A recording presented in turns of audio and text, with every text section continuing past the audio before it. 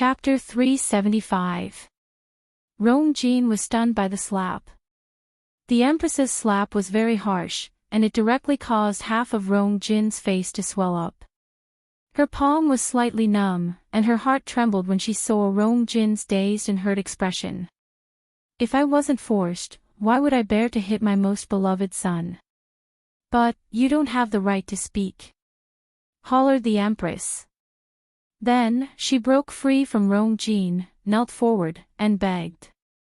"Your Majesty, I won't complain no matter how you punish me. But I'm the only one who did all this." Emperor Zhaoen's eyes were filled with mockery.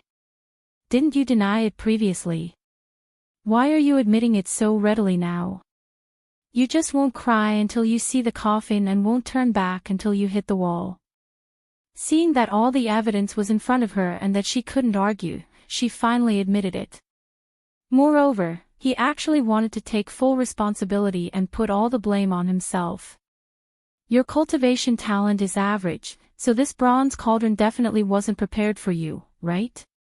How many people in this world can make you spend so much effort on it?" As he spoke, Emperor Zhaoen's gaze landed on Rongjin. Rongjin shuddered. He didn't know why, but he also felt guilty. He wasn't stupid.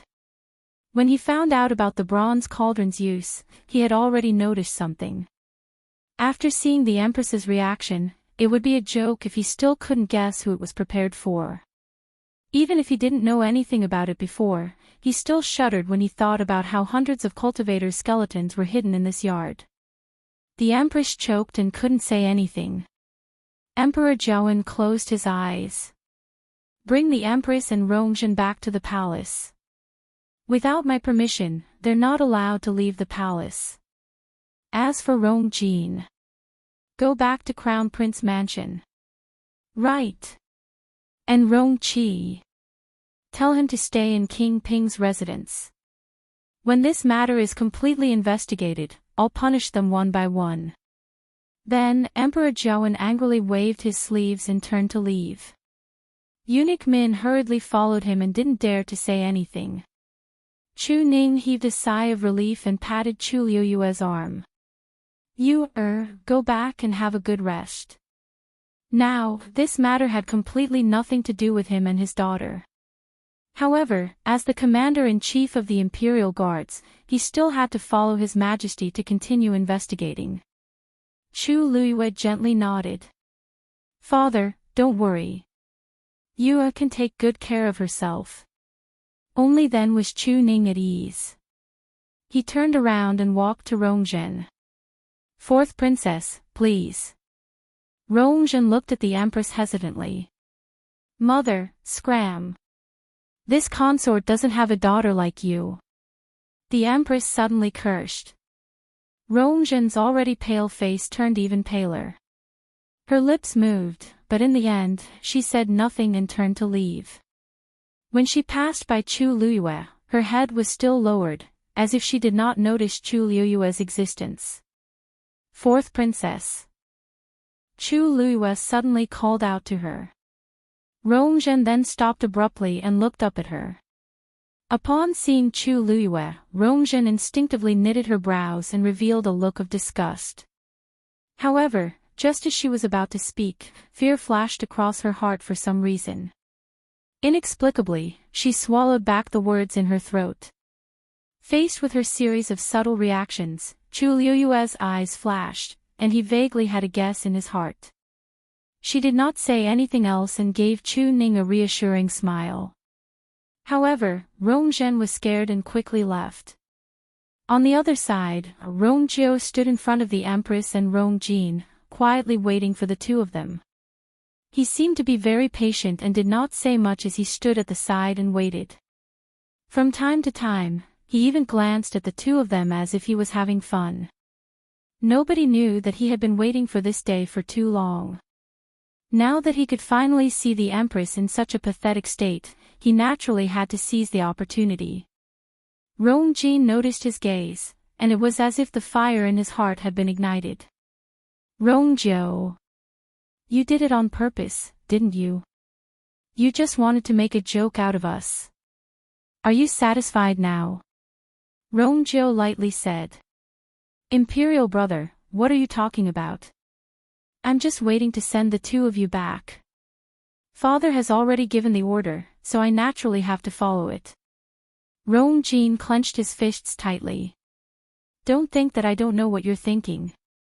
Isn't it because of your lowly birth mother? You have been harboring hatred for us for more than a day or two. One day, I'll definitely make you pay back double. Rongjiu's gaze turned cold, and intense murderous intent spread. Crown Prince, if you have the time, you should think about how to get out of this hopeless situation. The Empress's position can't be kept, and Rongjin isn't any better. This time, it will even implicate the Xi family. You can't even protect yourself, yet you still want to take revenge. What a joke. Rongjin almost shattered his molars before he finally suppressed the hatred in his heart. Mother, let's go. They had to think of another way. Rongjin supported the Empress and walked in front. Rongjiu paused and looked at Situ Xingqian. Eldest Princess Situ, are you coming along, or? Situ Xingqian's face was like a frozen mask, and it was awkward and terrible. She didn't expect things to develop to such a stage.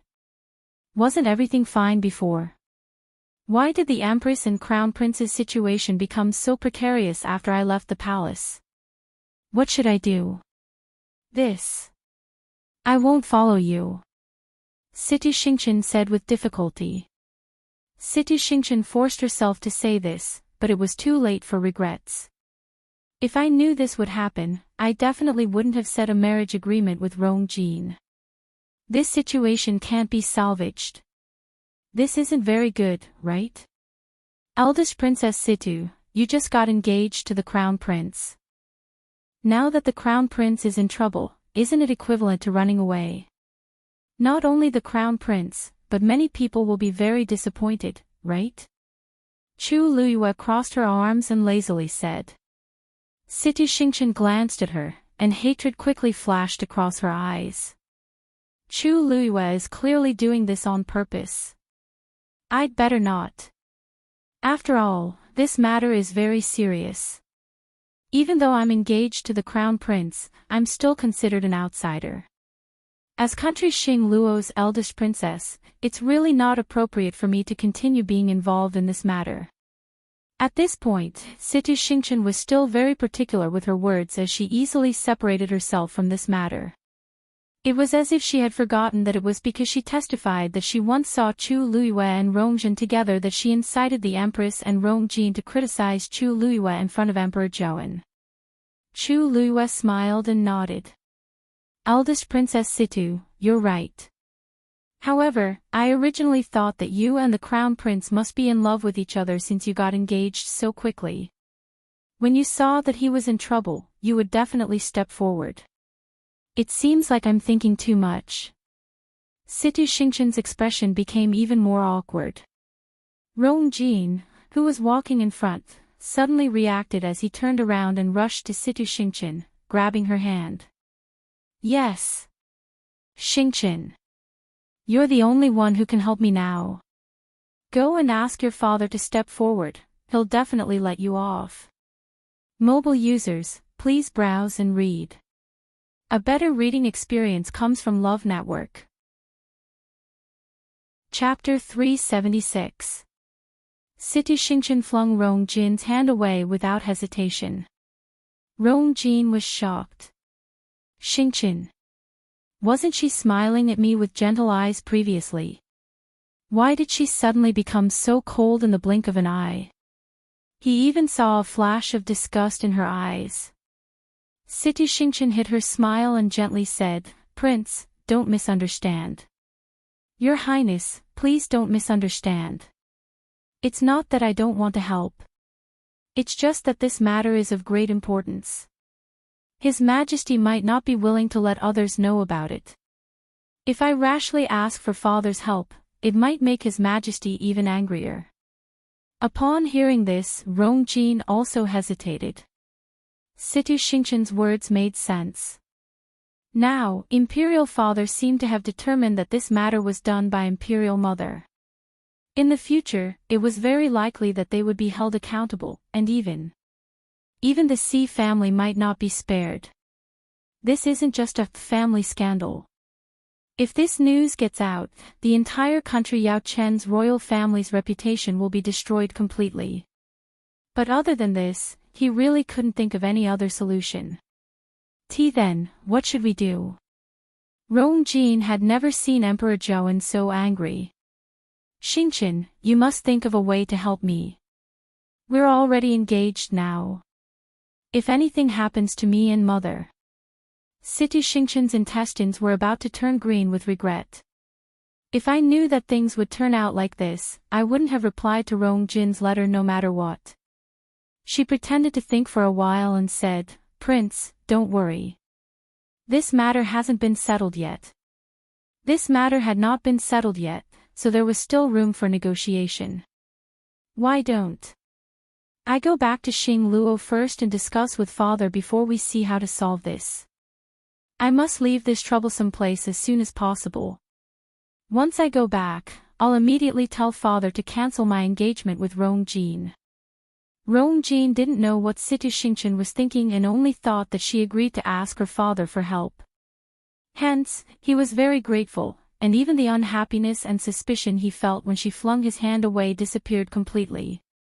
Okay. Then, you must be quick. I'll wait for your news, said Rong Jin, and his expression changed slightly. Xingqian, only you're willing to help me. Situ Xingqian suppressed the disgust in her heart and smiled as she urged him. Rest assured, Your Highness. Her Majesty the Empress is still waiting for you over there. Hurry up and go. What happened today must have had a great impact on her. You must take good care of her. Warmth flooded Rong Jin's heart as he looked at Situ Xingqian gratefully. He had never felt that she was so moving before. He couldn't suppress the impulse in his heart and suddenly pulled Situ Xingqian into his embrace. Situ Xingqian was shocked by his actions and almost wanted to hit him.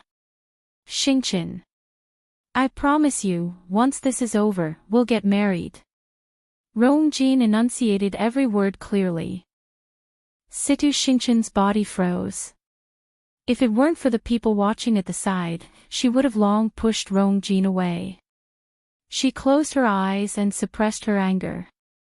Your Highness, now is not the time to talk about this. Let's deal with the Empress first. Upon hearing this, Rong Jin finally let go of her and looked at her intently. Then, everything depends on you. Then, Rong Jin turned around and left. Situ Xingqian felt as if ants were crawling all over her body, and she almost screamed out loud. After waiting for those people's figures to disappear with much difficulty, she hurriedly said to Rongzhou, Third Prince, I'm sorry. I don't want to disturb His Majesty anymore, so I'll take my leave. After saying that, he walked out. Rongzhou raised his voice. Eldest Princess Situ, isn't this a bit too rude? Why don't I send someone to send you back? Situ Xingqian acted as if she didn't hear anything as she hurriedly left. Very quickly, only Chu Luyue and Rongzhou were left in the yard. Chu Luyue bowed to Rongzhou. Thank you, Your Highness. If it weren't for Rongzhou's interference, Chu Ning definitely wouldn't have been able to avoid punishment, and the heptagon wouldn't have appeared. However, Rongzhou looked at Chu Luyue in deep thought. You don't have to thank me. We just have our own needs. Then, he lifted his feet and left. Chu Luyue raised his brows. Previously, I didn't realize that Rongzhou is quite interesting. At the very least, he's honest enough. But, judging from his previous reaction, he didn't seem to know what was going on here. Her eyes sparkled. Previously, I didn't hide Rongjin here, but she appeared here for no reason these 2 days and was coincidentally seen by Rongzhou. The most important thing is that Rongjin's memory is in a mess. She clearly doesn't remember everything that happened in the forest outside the imperial city and remembers that the Empress sent her here. Also, Si Meng. He clearly died in front of me, but I've completely remembered it wrong. If it weren't for Rongjin's words, Emperor Zhaoan definitely wouldn't have confirmed the Empress's guilt so easily. In the entire imperial city, there should only be one person who can do this. Rongxiu. Chu Luyue lightly pouted. Yesterday, I stayed at Rongxiu's place for quite a long time, but Rongxiu didn't even mention this matter. Who would have thought that all of this was controlled by Rongxiu, who never showed himself, from the start to the end? Even Rongjin sighed when she recalled the series of developments. Rongxiu's schemes are really deeper than I thought. However, this feeling of having someone to deal with the aftermath and devising strategies to solve all problems seems pretty good. Chu Liyue's lips curved up, and she turned around to look at the bronze cauldron as she fell into deep thought. What exactly does the Empress want to do with this thing? Does she really just want to help Rongjin raise his cultivation level? But even if Rongjin relies on himself to cultivate, there shouldn't be much of a problem. If more than 100 people died here, it means that the Empress has been doing this since a long time ago. What exactly is she doing? Suddenly, a thought flashed across Chu Liyue's mind. Previously, Rongjin mentioned a secret about Rongjin. Could it be related to that? Si family. In the martial arts arena, the Si family's younger generation was diligently cultivating. Si stood below the arena and gave them pointers from time to time. One of the biggest reasons why the Si family could become the leader of the four big families was that the Si family had plenty of fresh blood. These young men and women in their teens and 20s were all very outstanding. Compared to the other families, the Si family was especially outstanding in this aspect. Even though they couldn't compare to Si Ting, Si was already very satisfied. Suddenly, a guard rushed in from outside with a hurried expression. Family head. His Majesty is urgently summoning you. Si was dazed. Why would His Majesty suddenly summon me to the palace at this time? Do you know what's going on? The guard shook his head, but his expression was a little nervous. Eunuch Min is waiting outside. He seems to be quite anxious. Si knitted his brows. Seeing the guard's reaction, it doesn't seem to be as simple as anxious.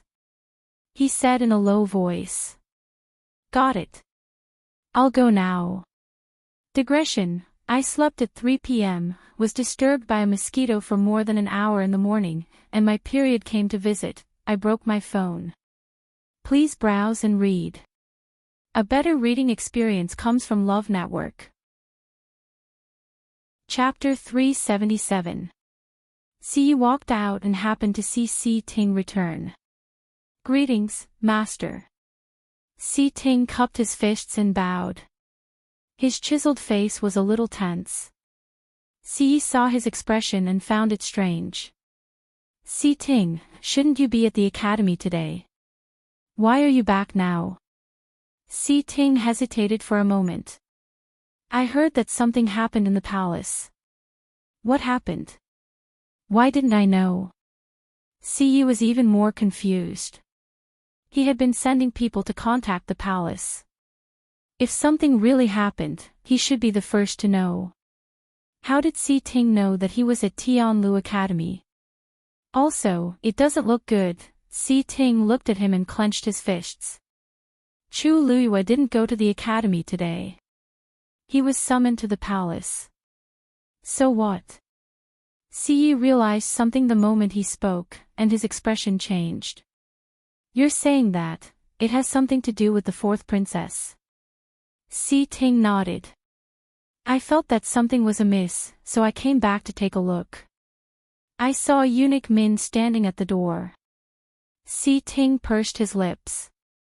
Eunuch Min's expression wasn't good. At least, he had never seen such an expression on Eunuch Min's face after meeting him so many times. Also, this was clearly directed at the Si family. Si's heart gradually sank. Since the fourth princess was involved, His Majesty must have found out that they were secretly searching for Rongjin. Si Meng might have been exposed as well. He hurriedly patted Si Ting's shoulder. I'll go to the palace to take a look first. You stay at home. If anything happens, you'll be in charge of everything in the Si family. As he spoke, he took out a token and stuffed it into Si Ting's hands. Si Ting frowned. What had happened to make the patriarch so nervous?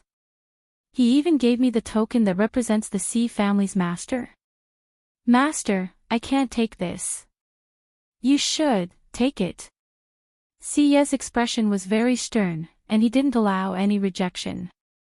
Si Ting exchanged glances with him and suddenly realized that the current situation might be more troublesome and dangerous than he had imagined. He finally held the token tightly and nodded. Don't worry. I'll protect the Si family. Only then did Si Yi feel more at ease. He took a long look at Si Ting before turning to leave. Si Ting looked at his back. For some reason, the uneasiness in his heart started to spread.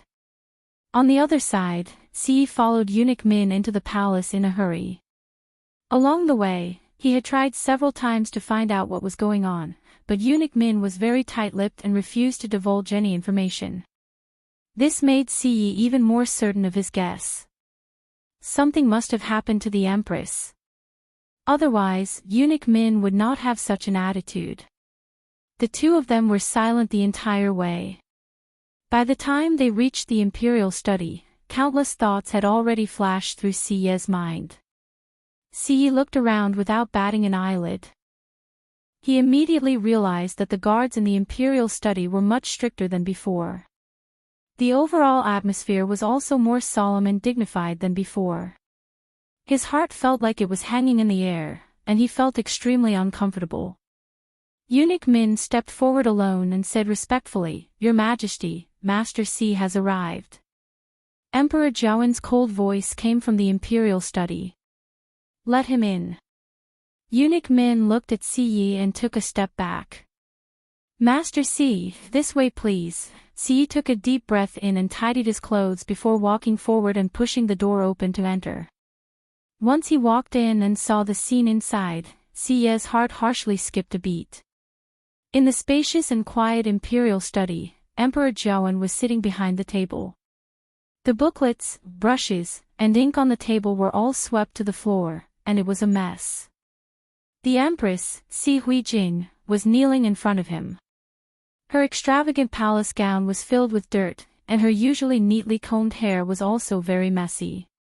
Her face was tear-stained, and her eyes were red and swollen. She knelt there, and her entire body was filled with despair and pain. Si Yi had never seen her in such a pathetic state. Her Majesty. He couldn't help but shout as he hurriedly walked forward. But very quickly, he realized that Emperor Zhaowen was still in the study. He hurriedly stopped in his tracks, turned around, and looked at Emperor Zhaowen. He suppressed the waves in his heart and bowed. Si Yi greets Your Majesty. When the Empress saw him, her dazed eyes moved, and her expression was very strange. It was as if she wanted to cry, but she couldn't cry anymore. She had cried for half her life, and she had almost cried dry today. However, this didn't make Emperor Zhaowen's heart soften at all. Emperor Zhaowen looked at Si Yi with a heavy gaze. Si Yi, do you know why I called you over? Si Yi only felt a strong pressure coming over him. He knelt down almost without thinking. I don't know. Please enlighten me, Your Majesty. You don't know. Don't you know that the Si family was secretly searching for Rongjin's whereabouts? Emperor Zhaowen's voice was like a heavy hammer that harshly slammed down. Si Yi clenched his fists tightly. As expected. His Majesty already knows. He immediately placed his hands on the floor and heavily knocked his forehead on the floor. I know my mistake. Please punish me, Your Majesty. You know your mistake. To think that I thought you were loyal to me. I didn't expect you to secretly work with the Empress and lie to me for so many years. You already knew about Si Meng's matter, right? Si Yi. You're really something. The more Emperor Zhaoan spoke, the angrier he got. He actually picked up the remaining teacup beside him and suddenly threw it at Si Yi. Bang! The teacup harshly landed in front of Si Yi. The shards flew everywhere, and two of them quickly scratched Si Yi's face, leaving bloody marks. However, Si Yi didn't dare to move as he knelt even more respectfully. Your Majesty, I know my mistake, but all of this has nothing to do with Her Majesty. Back then, I was worried that Her Majesty couldn't protect herself in the palace, so I specially arranged for Si Meng. Also, regarding the fourth princess's disappearance. Her Majesty was afraid that you'd be too worried, so she wanted me to help. She didn't hide it on purpose. No matter what, I'm willing to bear all the consequences. Upon hearing this, Emperor Zhaoan sneered. Bear all the consequences. Do you have the right? Si Yi, you don't have to act in front of me. Rongjin didn't even go missing. She was hidden by the Empress. Si Yi was shocked and suddenly looked up. What? Upon seeing his reaction, Emperor Zhaoan squinted his eyes. What? Your good sister didn't tell you. Si Yi's heart was in a mess and he subconsciously looked at the Empress. Empress, what's going on? The Empress lowered her head. She knew that it was useless to say anything now. Rongjin happened to appear at Heptagon Alley at that time, and she even said those words herself. Emperor Zhaoan had already confirmed everything. She spoke in a hoarse voice. Your Majesty, my brother really knows nothing about this. Please let the Si family off. Mobile users, please browse and read. A better reading experience comes from Love Network. Chapter 378. Si Yi was confused as he listened at the side. Rongjin didn't go missing, she was hidden by the Empress. But she didn't look like that at all. Besides, if she really wanted to do this, why would Si Meng die for no reason? He endured the pain and couldn't be bothered to wipe the blood off his face as he hurriedly begged. Your Majesty, even though I don't know who told you all this, it must be fake. Previously, the fourth princess and Si Meng went missing together, and Si Meng died very quickly. The Empress was worried about the fourth princess's safety, so she found me. I secretly sent people to search the entire imperial city, but they didn't find any traces of the fourth princess. Rongjin said all this herself. Could she be lying? Emperor Zhaoan's cold words made Si Yi swallow his remaining words. He widened his eyes in shock and couldn't recover his senses for a long time. Rongjin said it herself. Could it be that Rongjin has been found? Looking at Si Yi's expression, Emperor Zhaoan thought to himself, he really doesn't seem to know about this. Otherwise, his acting skills are too good. Si Yi had followed him for many years, so he more or less understood him. If Si Yi was really involved in this matter, he definitely wouldn't have such a reaction. Emperor Zhaoan's mood finally calmed down a little. As the head of the Si family, the head of the four major families, Si Yi's identity was very important. Unless it was a critical moment, Emperor Zhaoan wasn't willing to touch him. If not, the entire imperial city would be shaken. That was also the reason why he chose to deal with such a major matter in such a low-key manner. Si Yi, the Empress has already admitted that she killed Si Meng and sent Rongjin to Heptagon Alley to frame the Chu family. Do you have anything to say about this?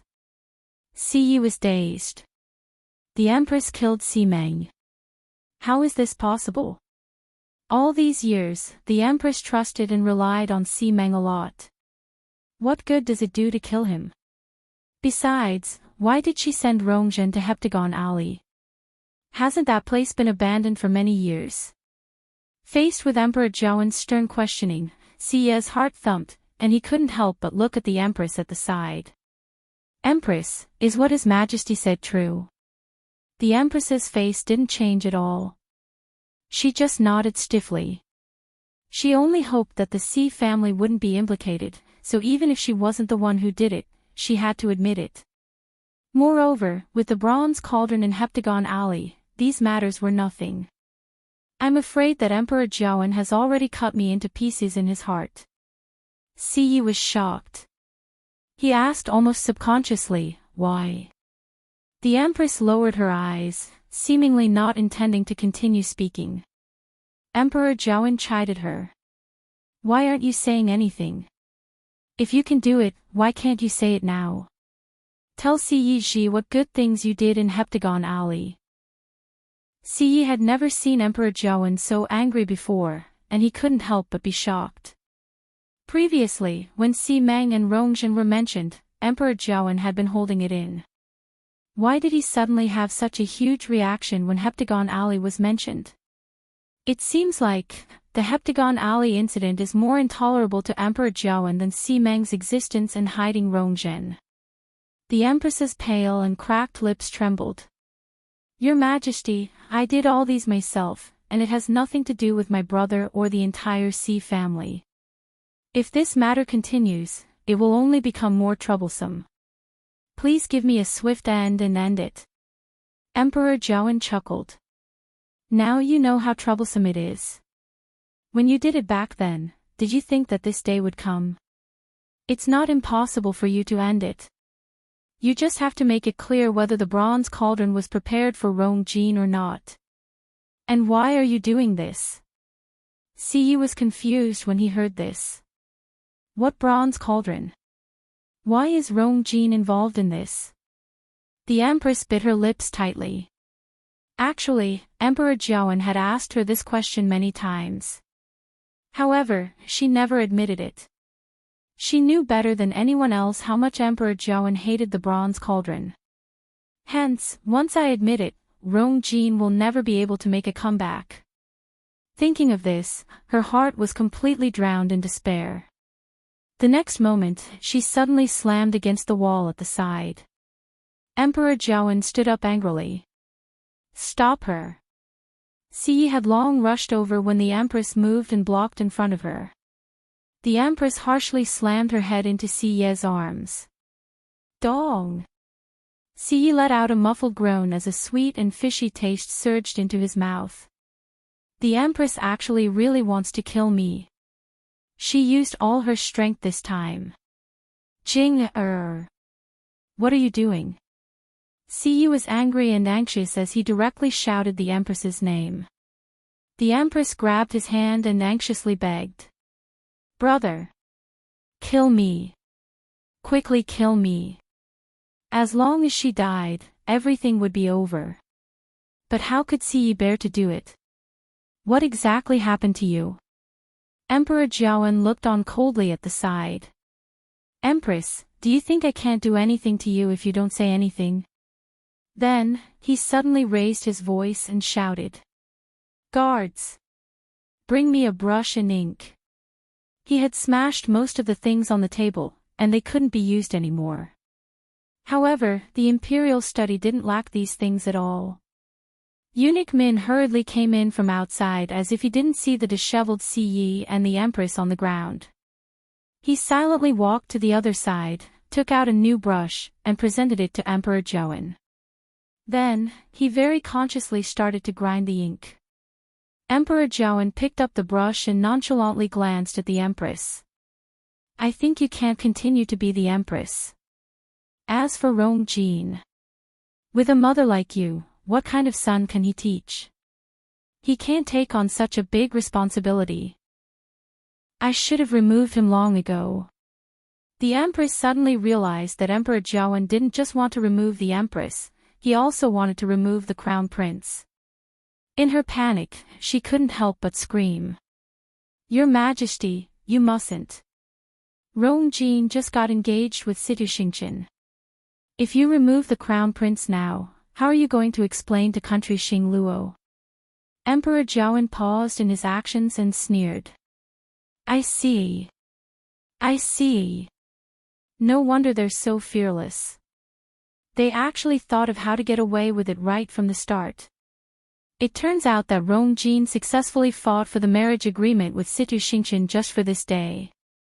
Emperor Jiawen hated himself for being blind for so many years. He actually let such a vicious mother and son lie to him for so long. Okay. I do want to see if country Xing Luo will continue to maintain the marriage agreement between Situ Xingchen and Rong Jin after knowing about this. Country Xing Luo. Situ Xingchen returned to the palace at the fastest speed possible and recounted everything that had happened in detail. However, country Xing Luo's Emperor Xian Kong, Situ Yan, kept quiet for a long time before shaking his head. Xingchen, this marriage agreement can't be cancelled.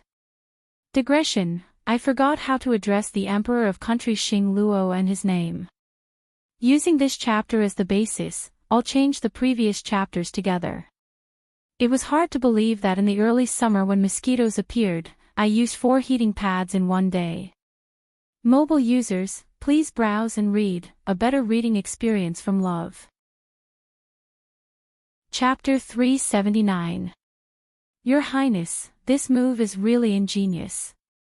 Chu Luiyue looked at the chessboard in front of her, but the black chess piece in her hand didn't move. Almost all my black chess pieces are blocked. Rong Xiao sat opposite her quietly. Upon hearing this, his thin red lips curved up slightly. You clearly have another path to take, right? Chu Luiyue could obviously tell. But, even if I take this step and barely break out of my current predicament, Your Highness, didn't you already prepare an inescapable trap? Since I'm going to lose anyway, there's no point in taking this extra step. Chu Luiyue threw the chess piece back into the chess pot and raised her hands. I admit defeat. Looking at her obedient manner, Rong Xiao raised his brows slightly. You're not focused. What are you thinking about? As he spoke, he started to put away the chess pieces.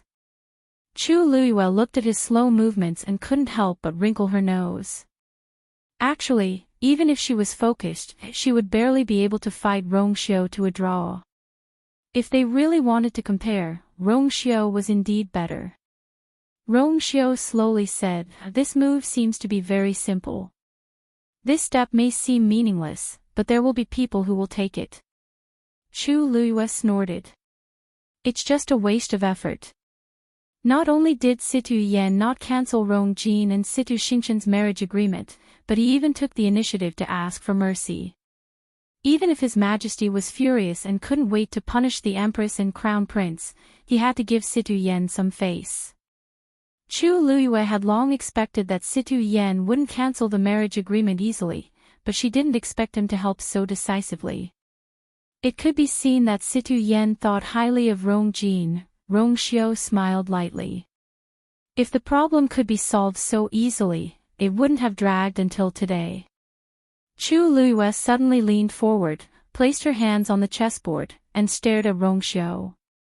Your Highness, did you already know that Situ Yan would help? Rong Xiao raised his eyes slightly and glanced at Chu Luiyue's face with a faint smile. Didn't you already know? Between the two of them, there seemed to be some kind of ambiguous air flowing slowly. Chu Luiyue looked at Rong Xiao thoughtfully. Of course she knew. However, the reason why she made such a guess was purely because she knew something. But, what about Rong Xiao? He knew about it too. Chu Luiyue paused. Because of Situ Yan's help, His Majesty hasn't deposed the Crown Prince yet. Even the Empress hasn't been officially deposed. However, many people had already sensed that something wasn't right. Now, all kinds of guesses were running rampant, and people's hearts were shaken. His Majesty ordered a thorough investigation of Heptagon Alley, but there hasn't been any progress. Your Highness, what exactly do you plan to do? Rong Xiao kept all the chess pieces and looked at Chu Luiyue's curious face. He couldn't help but lower his head and kiss her forehead lightly. Even though taking an extra step won't win you, it will make it more exciting. Besides, that way, you'll be able to win more happily. Crown Prince Mansion.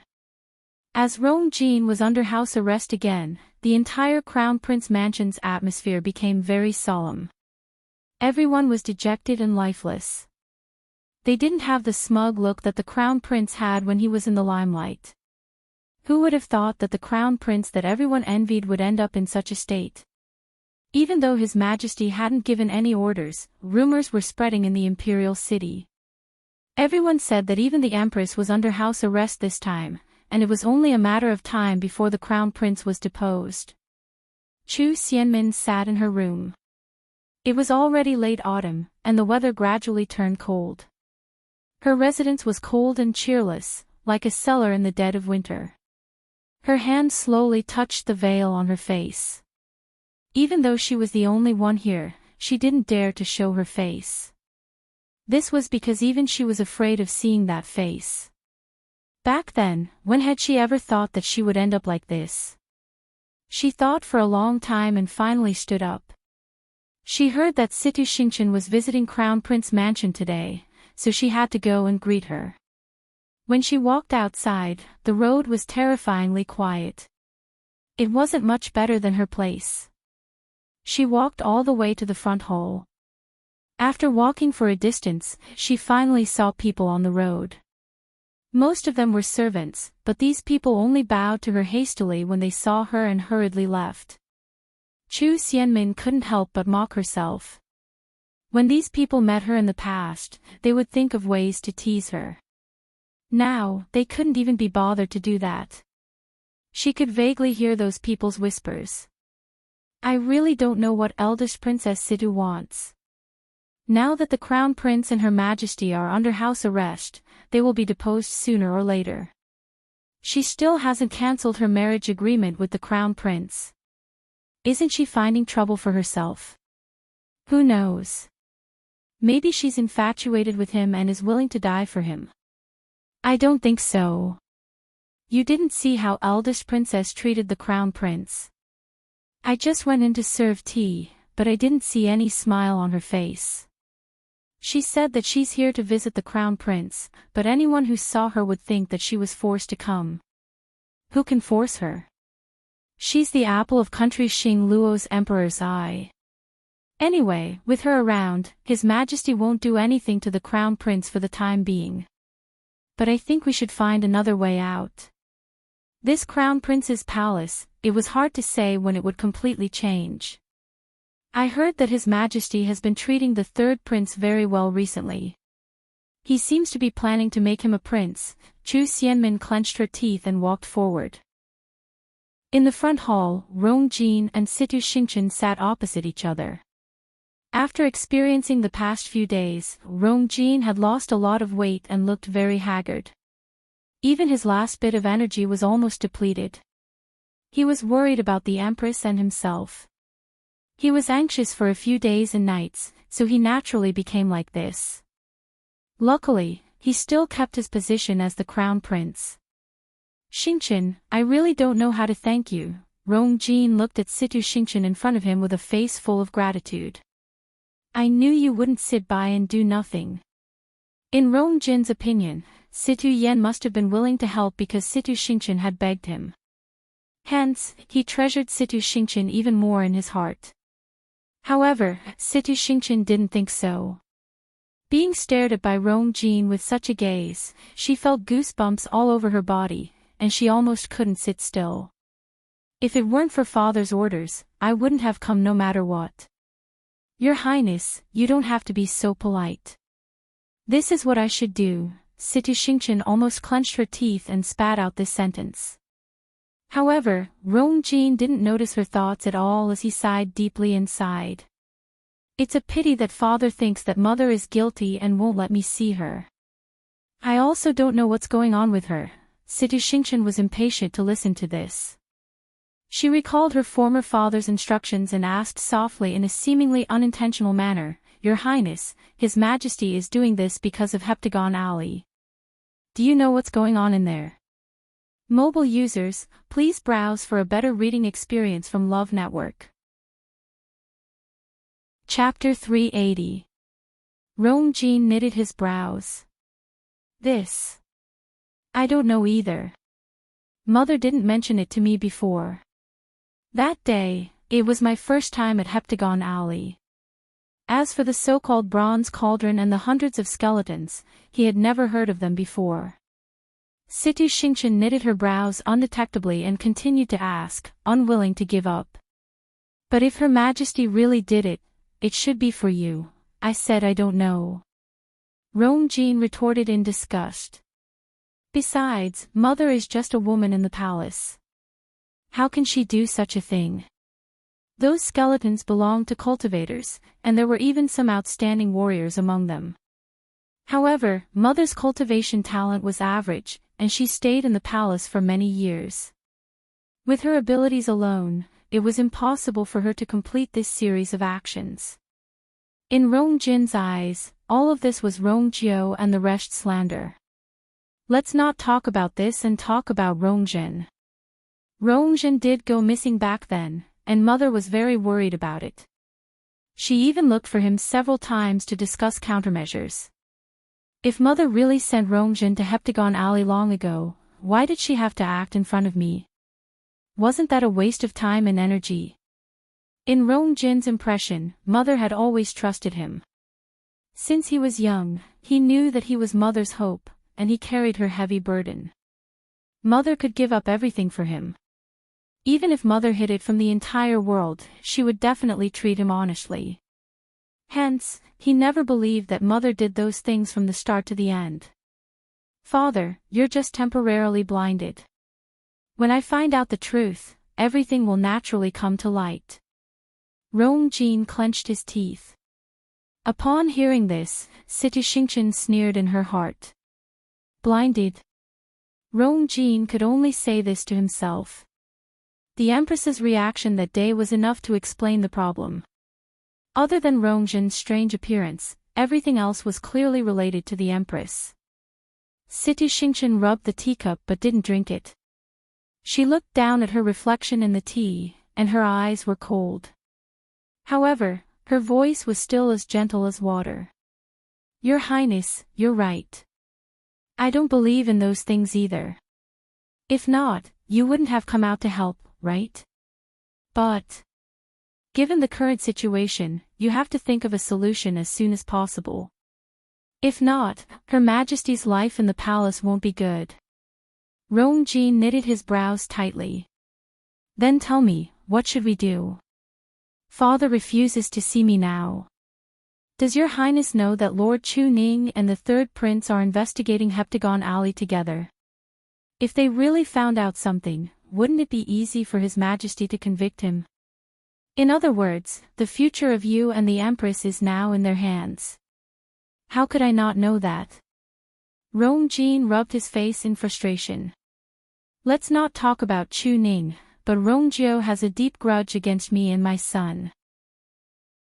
He will definitely take this opportunity to secretly do something. Your Highness, in my opinion, the crux of this matter lies in Heptagon Alley. I believe that those things were definitely not done by the Empress, but she definitely knows something, don't you think? Rong Jin didn't say anything. If Her Majesty tells you everything she knows, then you'll be able to deal with the current situation better.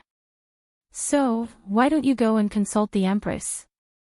Rong Jin pondered for a long time and felt that this was indeed a good idea.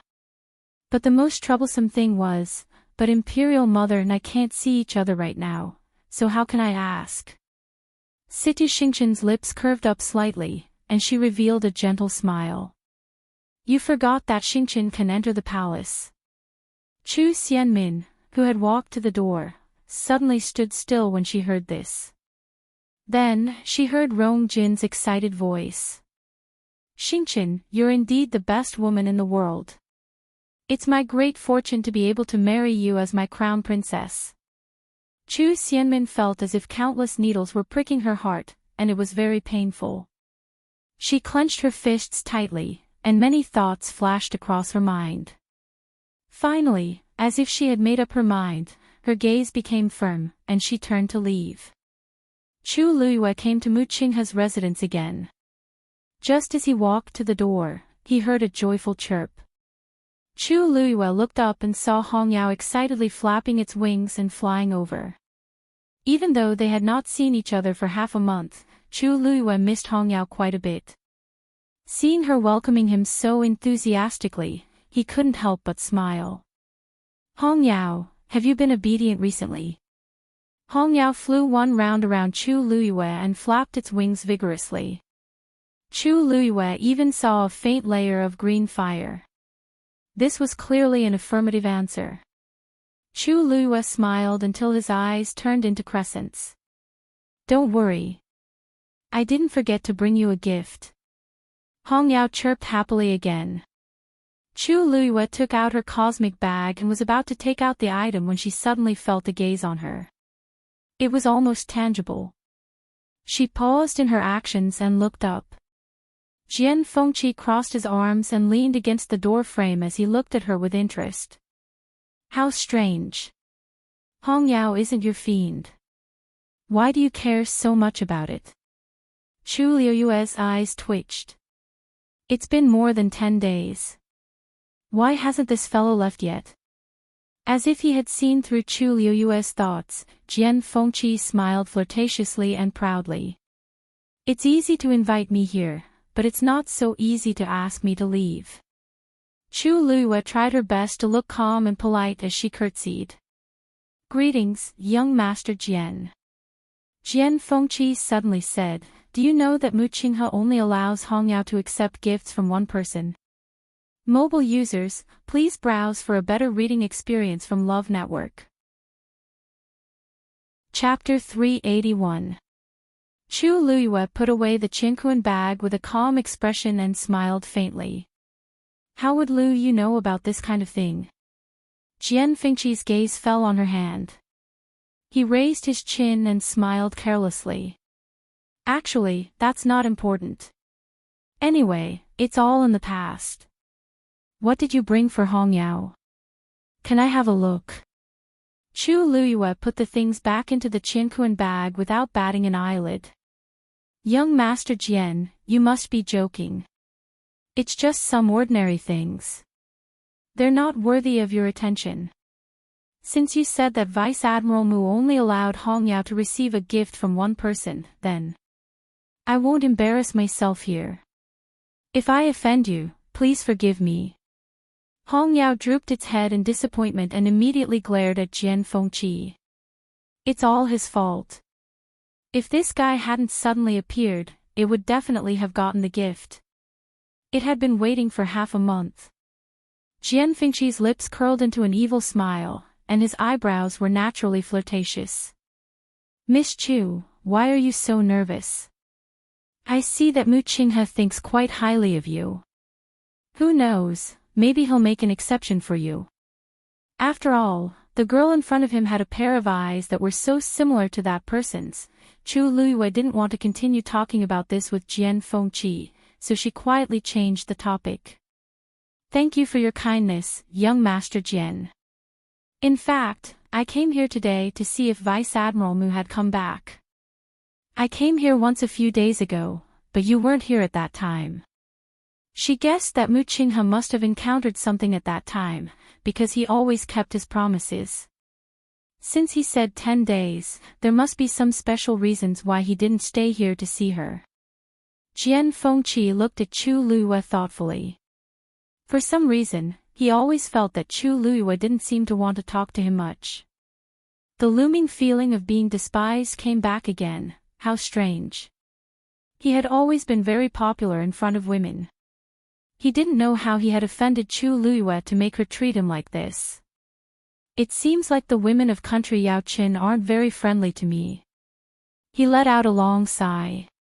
Chu Luiyue narrowed his eyes and smiled politely. Young Master Jian, please don't misunderstand.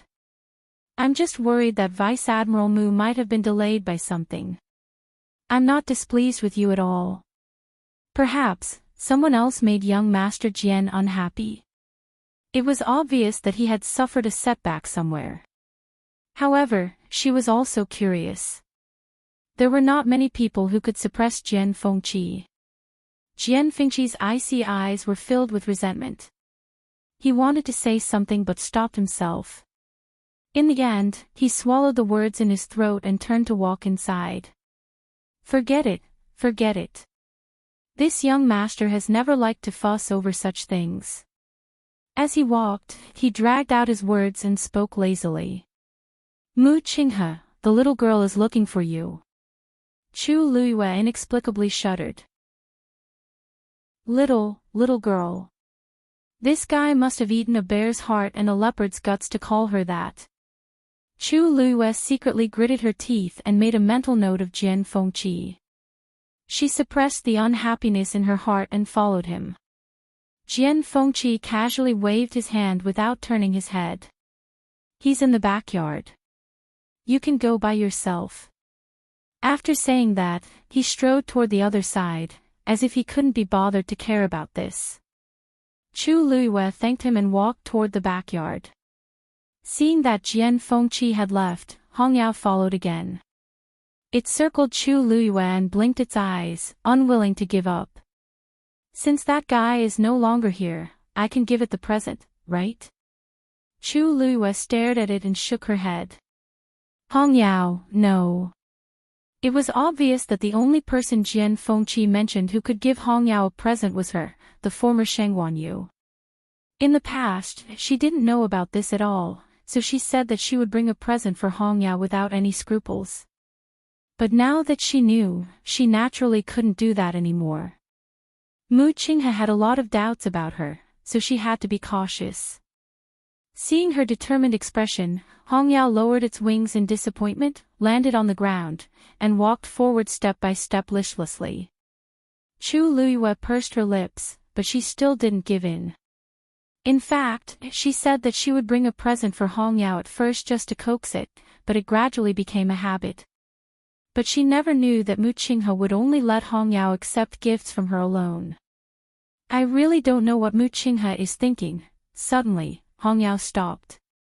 Chu Luiyue looked up and saw that in the spacious backyard, Mu Qinghe was practicing with a saber. He said that he was practicing with a saber, but in fact, what he was holding in his hand was just an ordinary 3-inch wooden saber. Although it was just an ordinary wooden saber, in Mu Qinghe's hand, it seemed to be filled with murderous intent. Even though there was still a distance between them, Chu Luiyue could still feel the fierce aura that almost cut everything. Vice Admiral Mu. Chu Luiyue saluted. Mu Qinghe didn't stop, and his wooden saber danced smoothly. Chu Luiyue could even see the black cracks in the void wherever the saber passed. It could be seen that Mu Qinghe's strength was indeed stronger than before. Whoosh! Mu Qinghe's movements were so fast that he left several afterimages in the courtyard. Immediately, he raised his hand and stabbed. The wooden saber in his hand flew out in an instant. Swoosh! Swoosh! Those afterimages were pierced one after another. They dissipated with a loud bang. Chu Luiyue knitted her brows unnoticeably. Mu Qinghe didn't seem to be in a good mood. To put it nicely, he didn't show his emotions, but to put it bluntly, he had an icy face.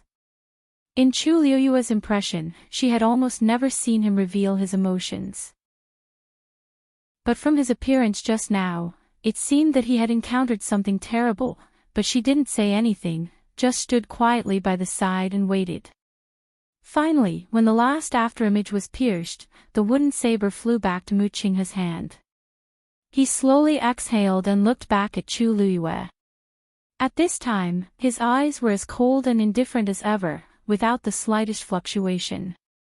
Vice Admiral Mu, the last time I came, you weren't here, so... I know. Mu Qinghe didn't wait for Chu Luiyue to finish her explanation and interrupted her. Suddenly, he stared at Chu Luiyue and sized her up. Chu Luiyue blinked and smiled faintly. Vice Admiral Mu, why are you looking at me like that? Mu Qinghe was silent for a moment, then suddenly said. It seems that your trip wasn't in vain. Chu Luiyue was slightly stunned.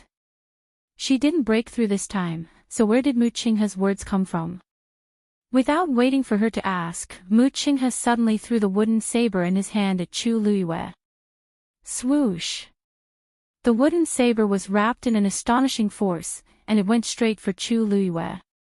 Its speed was so fast that Chu Luiyue didn't have time to dodge. Now, she could either be pierced or brace herself to receive it. Chu Luiyue subconsciously turned sideways, and at the same time, reached out with her right hand. Mu Qinghe's eyes suddenly sharpened. This movement, mobile users, please browse and read. A better reading experience comes from Love Network. Chapter 382. Chu Luiyue suddenly paused. Almost at the same time, two figures, one green and one red, quickly appeared in front of Chu Luiyue. They were Hongyao and Dumpling. Dumpling quickly went forward and went straight for the wooden saber. Its fluffy body easily landed on the wooden saber. In the next moment, it opened its mouth and bit down hard. Crack! With this crisp sound, a large piece of the wooden saber's blade was bitten off by Dumpling. On the other side, Hongyao flapped its wings and a ball of green flame landed on the wooden saber. With a boom, it burst into flames. Dumpling sensed the movement and turned around to take a look. It saw that the green flame was almost burning its tail. It bared its teeth at Hongyao angrily. Hongyao threw it a provocative look. In the next moment, the two of them retreated.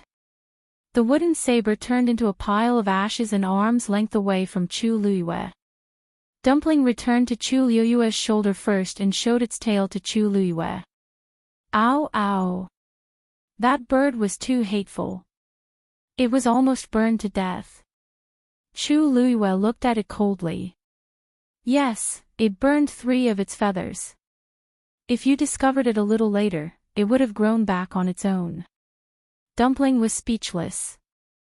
The red demon let out 2 clear cries and flapped its wings proudly. It deserved it. It was its fault for being so slow. It hadn't improved at all after such a long time. Dumpling was furious, but when it thought of how it had suffered because it was inferior to Hongyao, it could only turn around angrily and point its butt at Hongyao to show its anger. Actually, Chu Luiyue really wanted to criticize Hongyao for abusing her power for personal revenge, but she knew better in front of Mu Qinghe. Besides, Hongyao had attacked to help her. She slowly lowered her arm, and the tense muscles all over her body also relaxed. Mu Qinghe's eyes flashed with disappointment. When he saw Chu Luiyue's actions just now, he thought, what is Vice Admiral Mu planning to do? Chu Luiyue didn't seem to notice anything wrong and said with a smile, I'm afraid you've overestimated me. I can't take one of your moves now. It's all thanks to Dumpling and Hongyao. Mu Qinghe's face was a little cold as he gave Hongyao a warning look. Hongyao, who was still smug a moment ago, suddenly froze. It was too anxious just now. It rushed out just like that. Chu Luiyue was a little nervous. It was only when she was about to make a move that she realized that Mu Qinghe was probably doing this to test her. People's instincts were very easy to be exposed.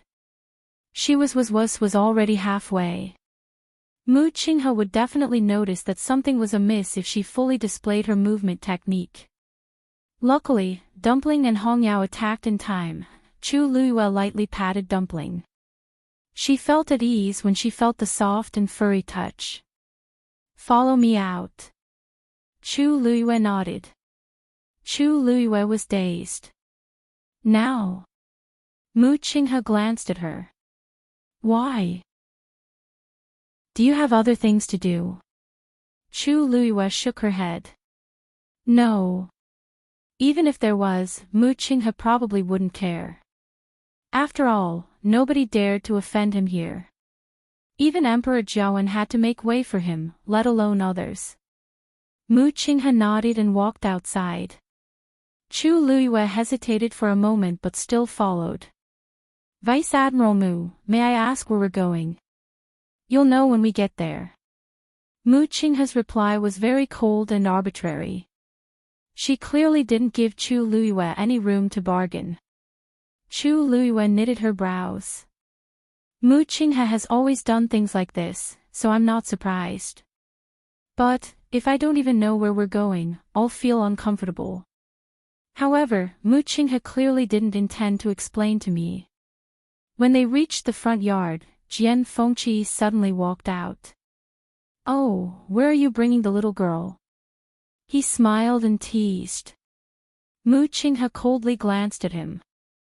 "This isn't something you should interfere in." Jian Fengqi raised his hands. "Pfft, this isn't the time for you to invite me over. Mu Qinghe, you're getting better at kicking me to the curb after I've outlived my usefulness." He was clearly just teasing, but Mu Qinghe's expression suddenly stiffened for a moment. Jian Fengqi also seemed to realize something.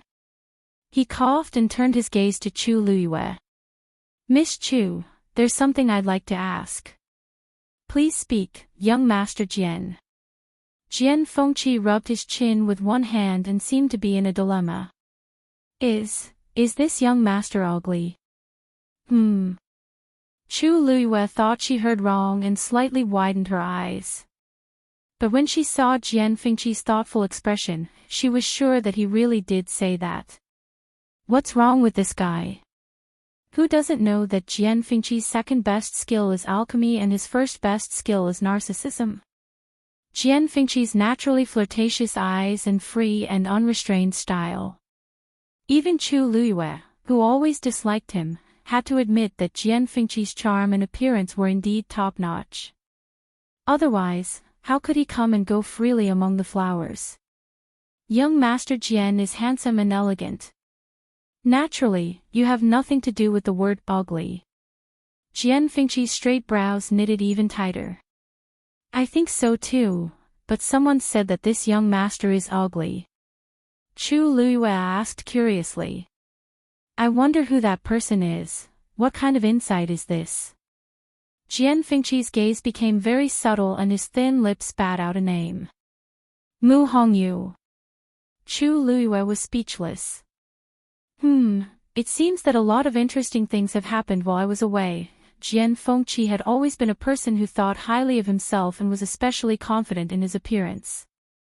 He had lived for so many years, but this should be the first time that someone called him ugly. No wonder he was so resentful. Unfortunately, according to Mu Hongyu's personality, this kind of person was the last person she liked. This was also because Jian Fengqi had cured the princess consort of Ping Zhang's illness. Mu Hongyu must have said this because she couldn't bear it anymore. One could imagine how much Mu Hongyu didn't like Jian Fengqi. Chu Luiyue came to a realization and comforted him with a smile. "Hongyu has always been outspoken. Don't take it to heart." Jian Fengqi was speechless. She didn't seem to be comforting him. "I heard from her that there's someone called Rong Xiao who is dozens of times more charming than me." Chu Luiyue's mouth twitched. If she didn't hear wrongly. Jian Fengqi said. "Rong Xiao.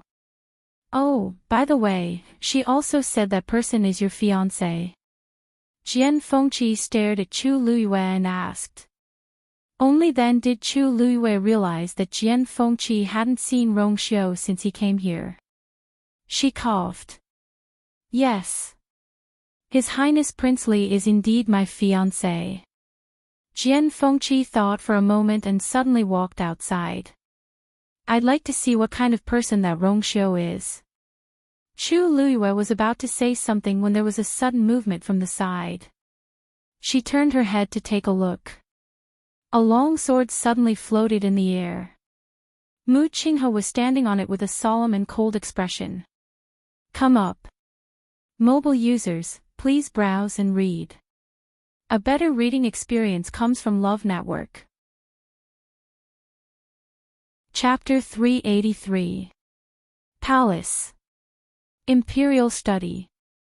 Emperor Zhaoan looked at the book in his hands, and the more he read, the more tightly he knitted his brows. Finally, he threw the book aside with a paw sound. "Chu Ning, I asked you to search Heptagon Alley with all your might, but you only found these useless things." Chu Ning, who was respectfully standing with his hands by his side, immediately knelt down and said, "Your Majesty, Your Majesty. I've already used all my connections and methods, but I can only find out this much.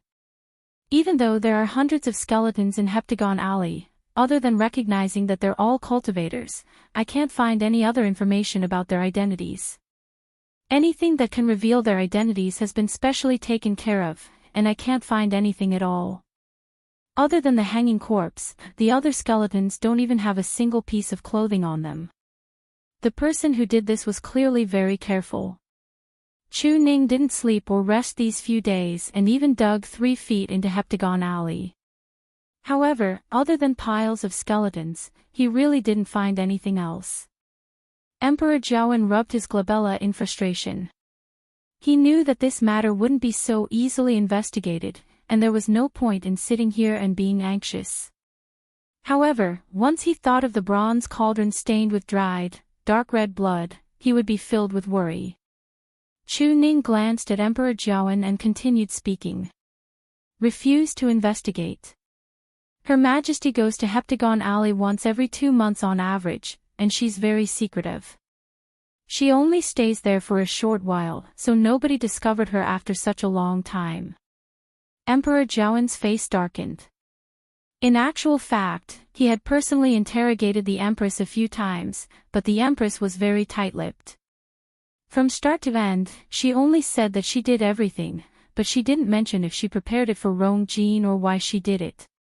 In the middle, with Emperor Zhaoan's silent approval, his subordinates even tortured the Empress, but they still didn't find any useful clues. Whenever he thought about how the Empress had deceived him for so many years without him noticing, he felt a chill run from the bottom of his feet to his head, causing him to shudder. Knock knock. Your Majesty, the third prince wishes to see you. Eunuch Min carefully said outside. Let him in. Emperor Zhaoan took a deep breath in and looked at Rongzhou, who pushed the door open, and asked, What's the news? Do you have any news? The moment Rongzhou came in and saw Chu Ning kneeling on the floor, he realized that Chu Ning probably didn't find anything. He first bowed respectfully, and then slowly said, I'm sorry. Your son has personally interrogated all the servants in the Empress Palace and obtained some information that might be useful. Emperor Zhaoan finally perked up. Speak. Rongzhou said, according to the Empress' personal maid, the Empress keeps a box for herself and never allows anyone else to touch it. Every once in a while, the Empress would lock herself in her bedroom. At first, the palace servants didn't think much of it. Later, a eunuch accidentally broke in and finally found that the Empress was inside and seemed to be looking at the things in the box. Emperor Zhaoan pondered for a moment. What kind of box is it? Why does she value it so much?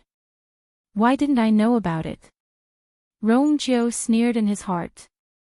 Emperor Zhaoan and the Empress didn't have any feelings for each other, especially Emperor Zhaoan. He probably didn't even put 10% of his thoughts on the Empress. If he cared about the Empress before, he wouldn't let the Empress do so many messy things under his nose. The Empress frequently went in and out of Heptagon Alley and kept killing cultivators to accumulate strength for the bronze cauldron. Even Emperor Zhaoan didn't know, let alone a small box. It was really too easy to hide it from Emperor Zhaoan. Thinking of this, Rongzhou couldn't help but mock himself. It was also because of this that the Empress didn't receive any punishment even after silently killing his mother. Emperor Zhaoan didn't treat his mother any better. Rongzhou suppressed his emotions and looked calm. I didn't ask about this. After all, the palace servants don't dare to ask about the Empress's things. But, the eunuch who accidentally discovered this incident fell into the lake and drowned not long after. After that, the Empress's palace servants kept their mouths shut about this incident. This time, he had to use some tricks to finally get the answer he wanted. I think that if we can find that box, many problems can be solved. Emperor Zhaoan looked solemn. You're saying that the box has something to do with Heptagon Alley. This is only your son's guess.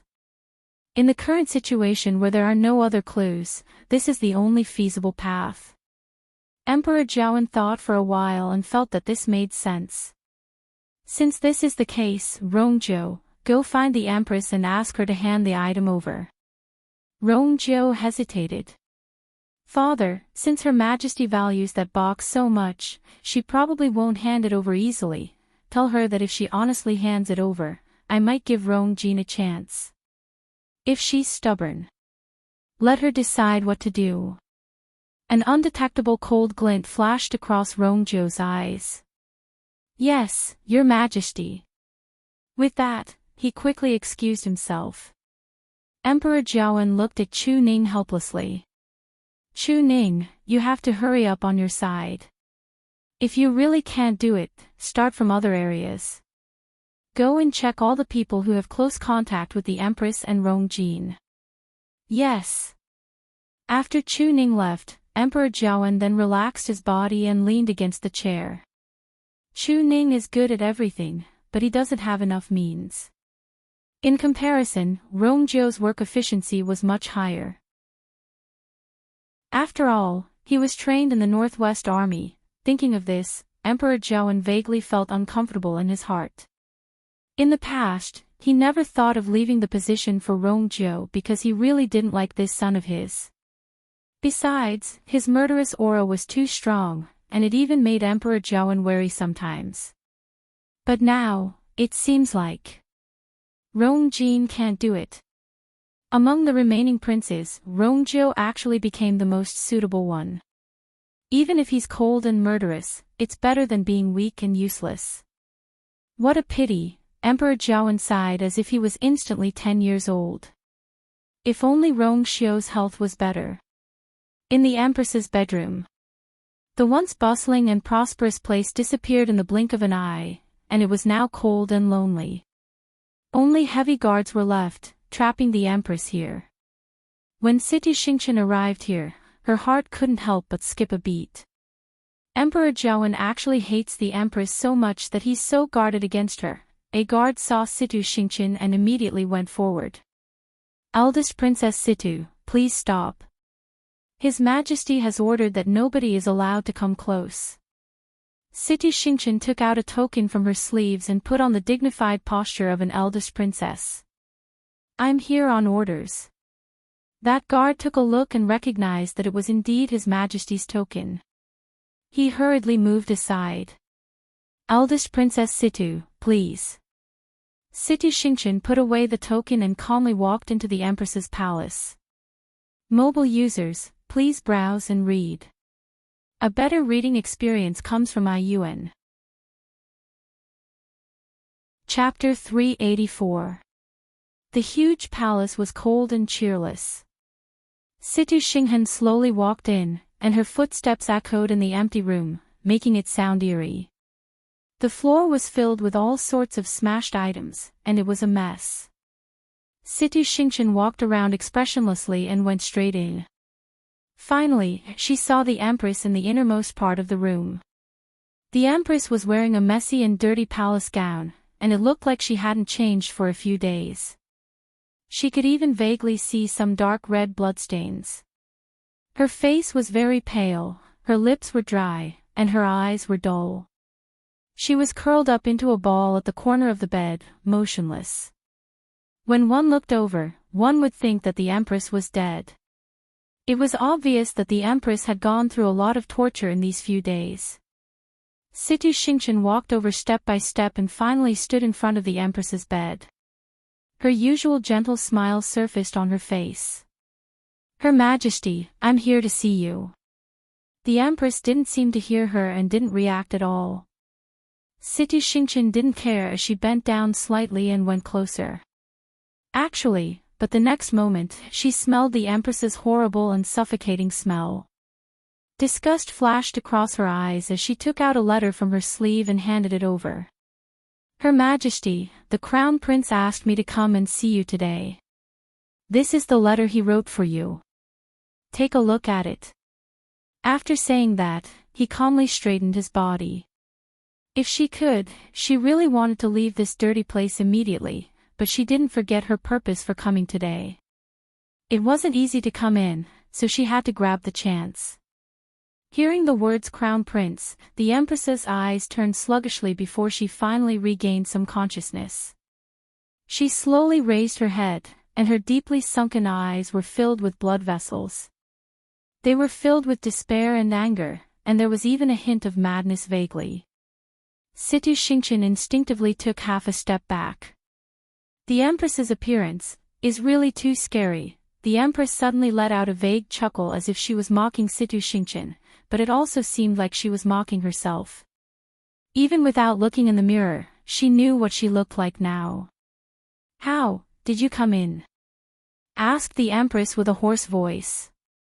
It was as if something had been dragged across the sand, and it was so abrasive that it hurt one's eardrums. Situ Xingqian calmed herself down and softly explained. "His Highness lent me his command medallion. As the Crown Prince, Rongjin had a token that was similar to Emperor Zhouan's. He changed the token a little, and it looked 90% similar. Apart from the people who often saw these two tokens, no one else could tell them apart at a glance. This was why Situ Xingqian could enter so smoothly. Only then did the Empress believe him and pick up the letter. But after reading 2 lines, she suddenly crumpled the letter into a ball and harshly threw it at Situ Xingqian's face. "Bitch! You are indeed insidious." Situ Xingqian did not expect the Empress to suddenly flare up, so she was momentarily stunned. The paper ball didn't hurt when it hit her face, but it was a great humiliation to her. She picked up the ball of paper, and the smile on her face faded. "Your Majesty, what are you doing? I was kind enough to help you and the Crown Prince, but you treat me like this? Bitch! Do you think this consort doesn't know what you're thinking?" The Empress's face flushed red as she pointed at Situ Xingqian's nose and scolded her. "Rongjin can't tell what you're thinking, but do you think I can't tell? No wonder you haven't cancelled the marriage agreement until now. It's because you want to persuade him to get this information from me. I'm telling you, don't even think about it. Even though I'm down and about to be executed anytime, it doesn't mean that I'm dumb." Previously, when I saw Situ Xingqian, I already felt that this woman's thoughts weren't pure and that she wasn't what she looked like on the surface. It seems like this is indeed the case. The smile on Situ Xingqian's face completely disappeared as she tightly clenched the paper ball in her hands. That was Rongjin's handwritten letter, and he wrote it under her hints. Of course, she knew what was written on it. The general idea was that Rongjin couldn't go out because he was under house arrest, so he asked Situ Xingqian to visit the Empress on his behalf. He also asked the Empress to tell Situ Xingqian the secret of Heptagon Alley so that she could relay it to him. Rongjin felt that he could only think of a solution to solve his current predicament if he knew what was going on. When the Empress saw this, how could she not understand? Situ Xingqian originally had nothing to do with this matter, but she was now busy. How could she not have any ulterior motives? "Her Majesty, you must have misunderstood. I don't have such intentions. The Crown Prince is your biological son. If you don't even trust him, won't this situation be unsolvable? Get lost!" yelled the Empress hysterically. "If it weren't for the fact that half of my body couldn't move, I would have directly gone forward and hit this B*tch out." Situ Xingqian's gaze landed on the Empress's legs, and she vaguely guessed something as she said with disappointment, "I thought you loved the Crown Prince the most. I originally thought that you doted on the Crown Prince the most. I didn't expect that you could bear to watch him fall into such a desperate situation. Since you insist on this, then I have no other choice." As she spoke, she really turned around and left without a care. She had just taken a few steps when she heard the Empress's voice behind her. "What did you just say?" Situ Xingqian's lips curled up slightly, and delight flashed across her eyes. But when she turned around, her expression had already returned to normal. She sighed and said, "You've been trapped in the palace for a long time. You probably don't know that His Majesty has already decided to remove the Crown Prince and appoint the third prince as the Crown Prince." The Empress was stunned. "Impossible. I know that you don't trust me, but there's no other way now that things have come to this. If you don't believe me, you can ask the people in your palace if they've all been captured by the third prince for interrogation. Can't you guess why His Majesty wants to hand this matter to the third prince? Situ Shinchan's voice was as gentle as usual, but it was like a cold, poisonous snake slowly crawling into the Empress's heart. Her lips trembled violently, and her entire body started shaking very quickly. No. No. Rongzhen is the crown prince. Rongzhen is the only crown prince. Seeing the Empress's reaction, confusion flashed across Situ Shinchan's heart. Why does she care so much about this matter? I'm going to find His Majesty. He can't appoint someone else as the crown prince. The Empress screamed and directly fell off the bed. Only Rongjin. It has to be Rongjin.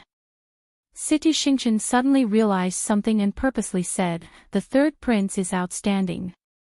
If he's appointed as the crown prince, the public will be convinced. What do you know? Shouted the Empress sharply with a hideous face. Who does Rongzhou think he is? Rongjin is heaven's chosen son. Other than him, nobody else is fit to be the crown prince. Digression, the backstage reaction is really slow. Recently, we've changed to a new comment section, and everyone is still used to it. Mobile users, please browse and read. A better reading experience comes from Love Network. Chapter 385. Situ Shinchan's eyes lit up. Heaven's chosen son. This is the biggest secret hidden in Rongjin. Once the words left her mouth, the Empress immediately reacted. I still said this out loud. Furthermore, I said it in front of Situ Shinchan. Bang! Caw! The Empress was furious as she picked up the things beside her and threw them at Situ Shinchan. *TCH. How dare you scheme against me? She had kept this secret for many years and didn't even tell anyone about the torture she had suffered these few days. She didn't expect Situ Shinchan to find out in the end. The Empress's hand was cut by the sharp shards, and it was covered in blood. However, she couldn't feel the pain at all as her mind was filled with thoughts of how to kill Situ Shinchan in front of her. But the current her was a useless person. She couldn't even walk on her own, so how could she deal with Situ Shinchan? Situ Shinchan easily avoided her attack, but she didn't retreat. Instead, she took 2 steps forward and squatted down in front of the Empress. Her Majesty, did you just say? Heaven's chosen son. What does that mean? The Empress raised her hand and was about to slap her. Situ Shinchan grabbed her wrist with a smile on her face, but the corners of her eyes were filled with iciness and threat. Since you've already said it, why don't you tell me everything? Don't worry, I'll definitely tell His Highness everything without leaving out a single word. I'm guessing that this is the reason why my father wants me to get engaged to His Highness, right? The blood in the Empress's chest rumbled as she suddenly spat out a mouthful of blood. I didn't guess wrongly. Situ Shinchan is up to no good. There was also her sinister and cunning imperial father. Who? Who the hell told you? The Empress tried her best to break free from Situ Shinchan, but it was to no avail. In the end, she could only scream at her. I've never told anyone about this. Even Rongjin, I only revealed a bit of information. Until now, I still don't know what it means. But, how did that old fool, Situ Yen, find out? Many things that had happened in the past quickly flashed before his eyes, like pearls that were finally strung together by a string. No wonder Situ Yen interacted and suggested a marriage. No wonder they liked Rongjin from the start. No wonder the engagement hasn't been annulled yet. This treacherous father and daughter pair had come for this very reason. Situ Shinchan's ears buzzed from the Empress's ruckus, and she had completely exhausted her last bit of patience. She shook off the Empress and looked down at her. Your Majesty, there doesn't seem to be any point in talking about this now. Why don't you just say what you need to say? Only then can you protect the Crown Prince, right? Besides, if it weren't for my father and my help, you and the Crown Prince wouldn't have survived until today. Now, we can be considered to be on the same boat. Why must you persist so bitterly? Don't tell me you still want to salvage the situation by yourself, with your half-crippled body. Situ Xingchen wasn't polite with her words. The Empress was filled with hatred. But after thinking about it for a long time, she realized that Situ Xingchen's words made sense. It wasn't a good idea to continue resisting like this. She had worked so hard and put in so much effort to get to where she was today. How could she let all her efforts go to waste? After a long silence, she finally looked up at Situ Xingchen. If you want this consort to tell you, it's not impossible. However, you have to swear on it. If you betray Rong Jin and me in the future, may lightning strike you to death. Situ Xingchen was elated. What's so scary about swearing? As long as I know what the so-called Heaven's Chosen Son means, I have ways to solve this problem. Okay. I, Situ Xingchen, swear here. Greetings, Third Prince. A voice was suddenly heard from outside the palace. Situ Xingchen was shocked and immediately looked outside. Why is Rongjiu here at this time? How's Her Majesty today? This is clearly Rongjiu's voice. Your Majesty, Her Majesty is still the same as before. She stays in the palace and refuses to come out. I'll go in and take a look. As Rongjiu spoke, he walked into the palace. The guards all knew that Rongjiu was sent by His Majesty to investigate the Empress, so they directly let him in. The footsteps got closer and closer. Situ Xingchen started to panic. If Rongjiu finds out that I'm here, everything will be exposed. She hurriedly leaned in front of the Empress and softly said, Your Majesty, you know what to do. For the Crown Prince, you should know what to do. Then, she immediately found a place to hide. Creak. The door was pushed open, and Rongjiu's figure appeared at the entrance. Rongjiu immediately saw the situation in the palace. He squinted his eyes. Her Majesty, what's wrong with you? Mu Qinghe brought Chu Luiyue on her sword and headed north. As they had set up a barrier, the two of them didn't attract anyone's attention as they silently left the imperial city. Seeing that they were out of the city gate, Chu Luiyue found it even stranger. Where exactly is Mu Qinghe bringing me? This direction. Normally, nobody would come here because there are many mountains here, and the terrain is dangerous. More importantly, if we continue forward, we'll reach country Yao Chen's imperial mausoleum. However, Mu Qinghe had been silent, so she couldn't ask anything. The two of them continued forward like this. When she saw the extremely steep mountain peak, Chu Luiyue finally confirmed her guess. Mu Qinghe brought me to country Yao Chen's imperial mausoleum. Looking down from midair, one could even clearly see the soldiers in charge of guarding the mountain peak. A faintly discernible barrier enveloped the entire mountain peak within it. Chu Luiyue was secretly shocked. This barrier's strength is much stronger than I expected. It's as if a stage 6 warrior set it up. An idea popped up in Mu Qinghe's mind, and she finally brought Chu Luiyue to the foot of the mountain. After Chu Luiyue stood still, she suppressed the doubts in her heart and looked up. Golden Inheritance Peak. This was the highest and most dangerous mountain peak within 50 kilometers of the imperial city. Country Yao Chen's past emperors were all buried in the imperial mausoleum at the foot of this mountain peak. At first glance, it was like a sword had landed from the sky and harshly pierced into the ground. Sharp.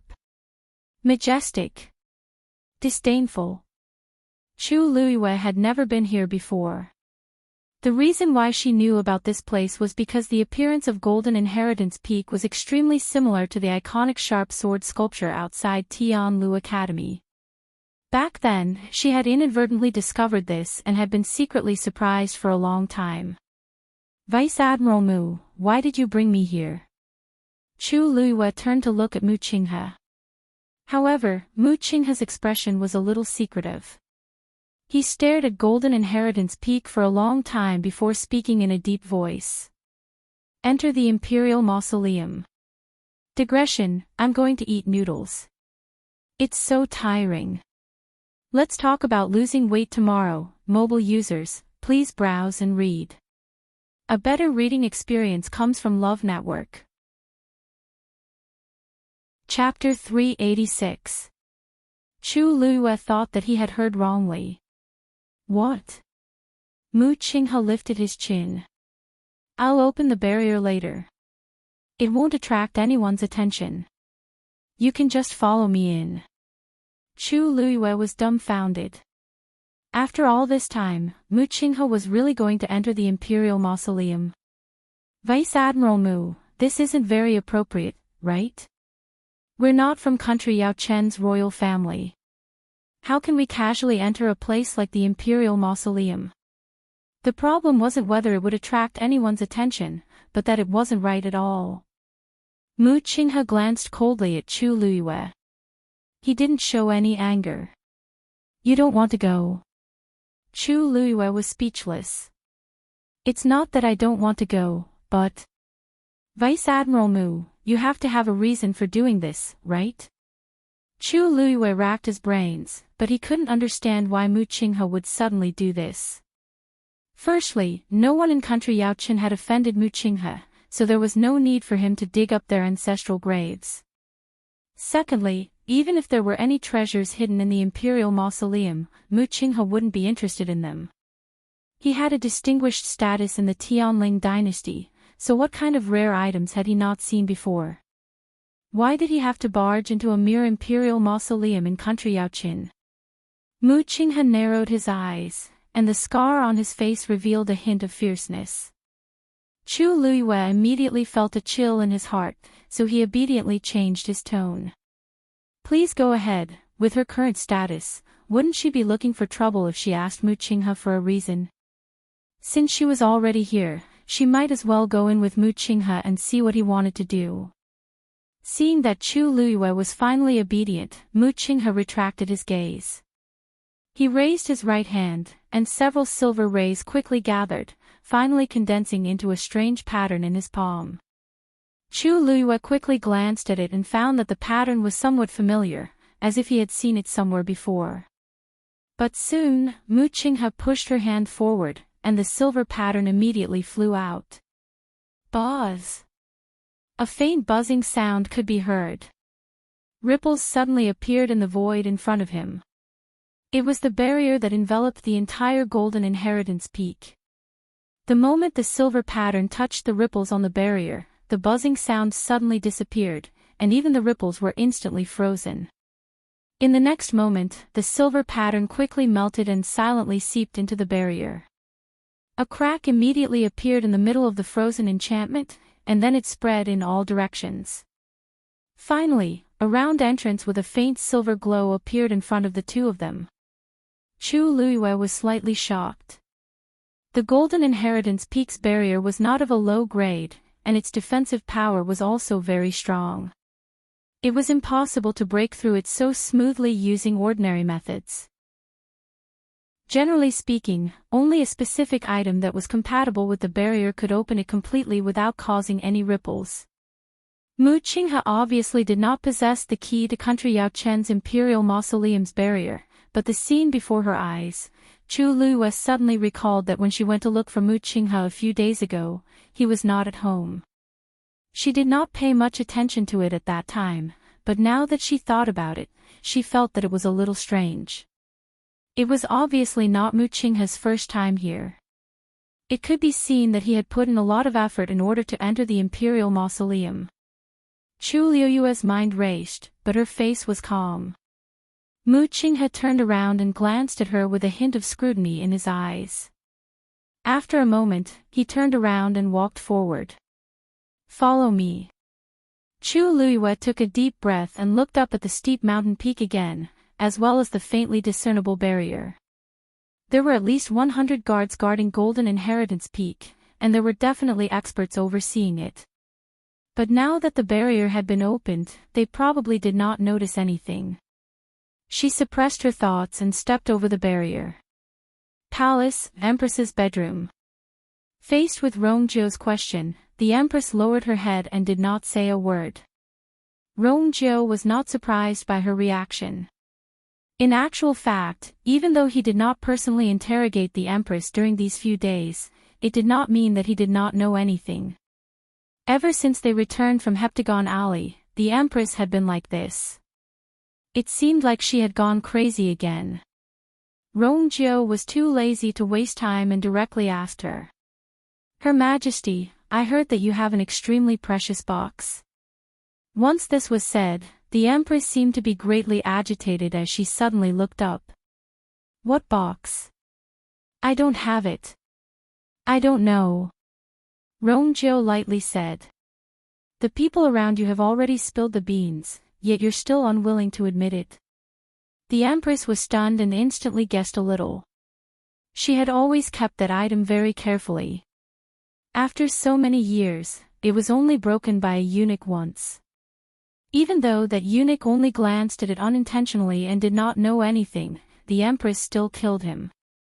She originally thought that it was foolproof, but she did not expect there to be a loophole. That eunuch must have told the others before he died. Rongzhou had captured all the people in the palace and interrogated them these few days. I don't know what ruthless methods he used, but he actually managed to get this out. Seeing the Empress's resistance and that she still wanted to deny it, Rongzhou straightforwardly said, Father already knows. He told me to tell you this. He told me to tell you that if you hand over the box obediently, everything will be fine. But if you're unwilling, I'm afraid you can't bear the consequences.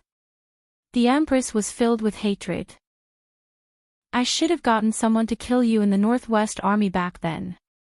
Back then, she killed Rongzhou's birth mother and originally wanted to kill Rongzhou. However, she coincidentally met with Consort Wan's death, and Emperor Jiawen was in deep sorrow. Hence, she could not do anything, so she did not do anything. Who knew that Rongzhou would rather go to the Northwest Army and train himself thousands of miles away? She thought that it was tough at the borders and that it was hard to predict life and death on the battlefield. Perhaps Rongzhou would die there very quickly, so she gradually let go of this matter. Later on, when Rongzhou had outstanding military achievements and rose up the ranks, it was very difficult for her to take action. Now, Rongzhou was clearly here to take revenge on her. Rongzhou did not care about the Empress's complaints. It seems like you're unwilling to hand over the item. Then, I'll report to Father now. Then, he really turned around and left. The Empress was dazed. She originally thought that Rongzhou would interrogate her strictly, but she did not expect him to let her off so easily. Actually, Rongzhou had other thoughts in his heart. The Empress had held on for so long, but she did not say anything. It was obvious that she was prepared to die. Even if he interrogated the Empress here for an entire day and tortured her until she was half dead, it would be very difficult for him to get anything out of her. The Empress only had one weakness, Rongjin. Oh, right. After I go back, I'll ask Father to give you a way out and let Brother come and see you. After all, we're mother and son, so I believe Father won't be so heartless.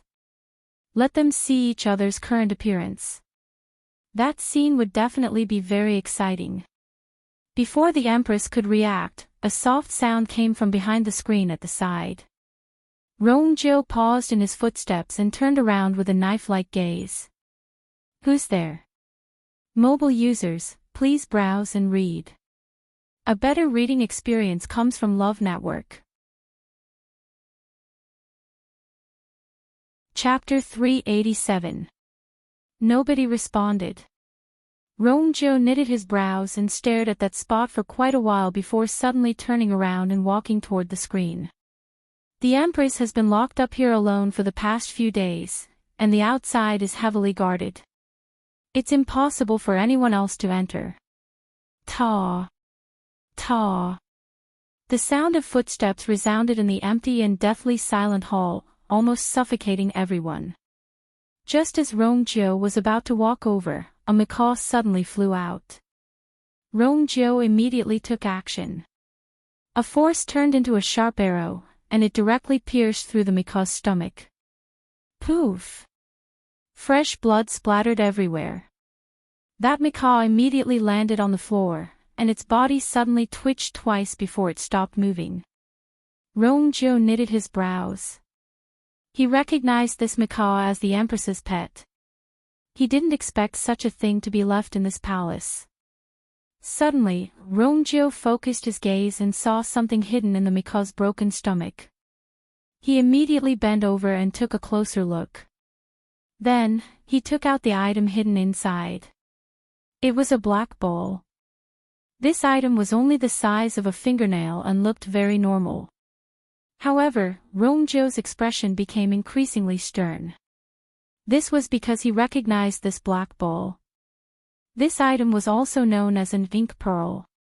It looked like a normal black ball, but it could actually be used to transmit information. As long as one used a special method to decode it, one could obtain the information hidden inside.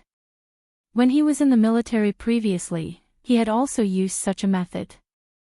However, this item was very rare, and each ink pearl could only be used once, so he didn't use it many times. He didn't expect this to be hidden in the Empress's macaw's stomach.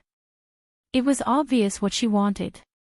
He looked at the Empress and indeed saw her pale face as if she was in complete despair. I didn't expect Her Majesty to have such methods. Don't worry, I'll pass this ink pearl to Father for him to take a closer look. Then, Rongjiu didn't stay any longer and quickly left the palace. After a long while, the Empress slowly covered her face. She had no more tears, only excruciating pain. After an unknown period of time, a gentle voice whispered into his ear. Her Majesty, Xing Chen is willing to help you. If you have any requests, just let me know. Princely Mansion. Rongjiu looked at the sky and narrowed his eyes. In the past few days, youth would come to Prince Li's residence at this time every time. But today, for some unknown reason, she was late. Umo, who was serving at the side, seemed to have guessed what he was thinking. Master, Miss Lu Yu went to Vice Admiral Mu's place today. She must have been delayed by something. What can he have? Rongjiu said indifferently, then suddenly paused. No. Is Mu Qinghe in the residence today? Umo was stunned. This. I don't know either. Mu Qinghe was not an ordinary person.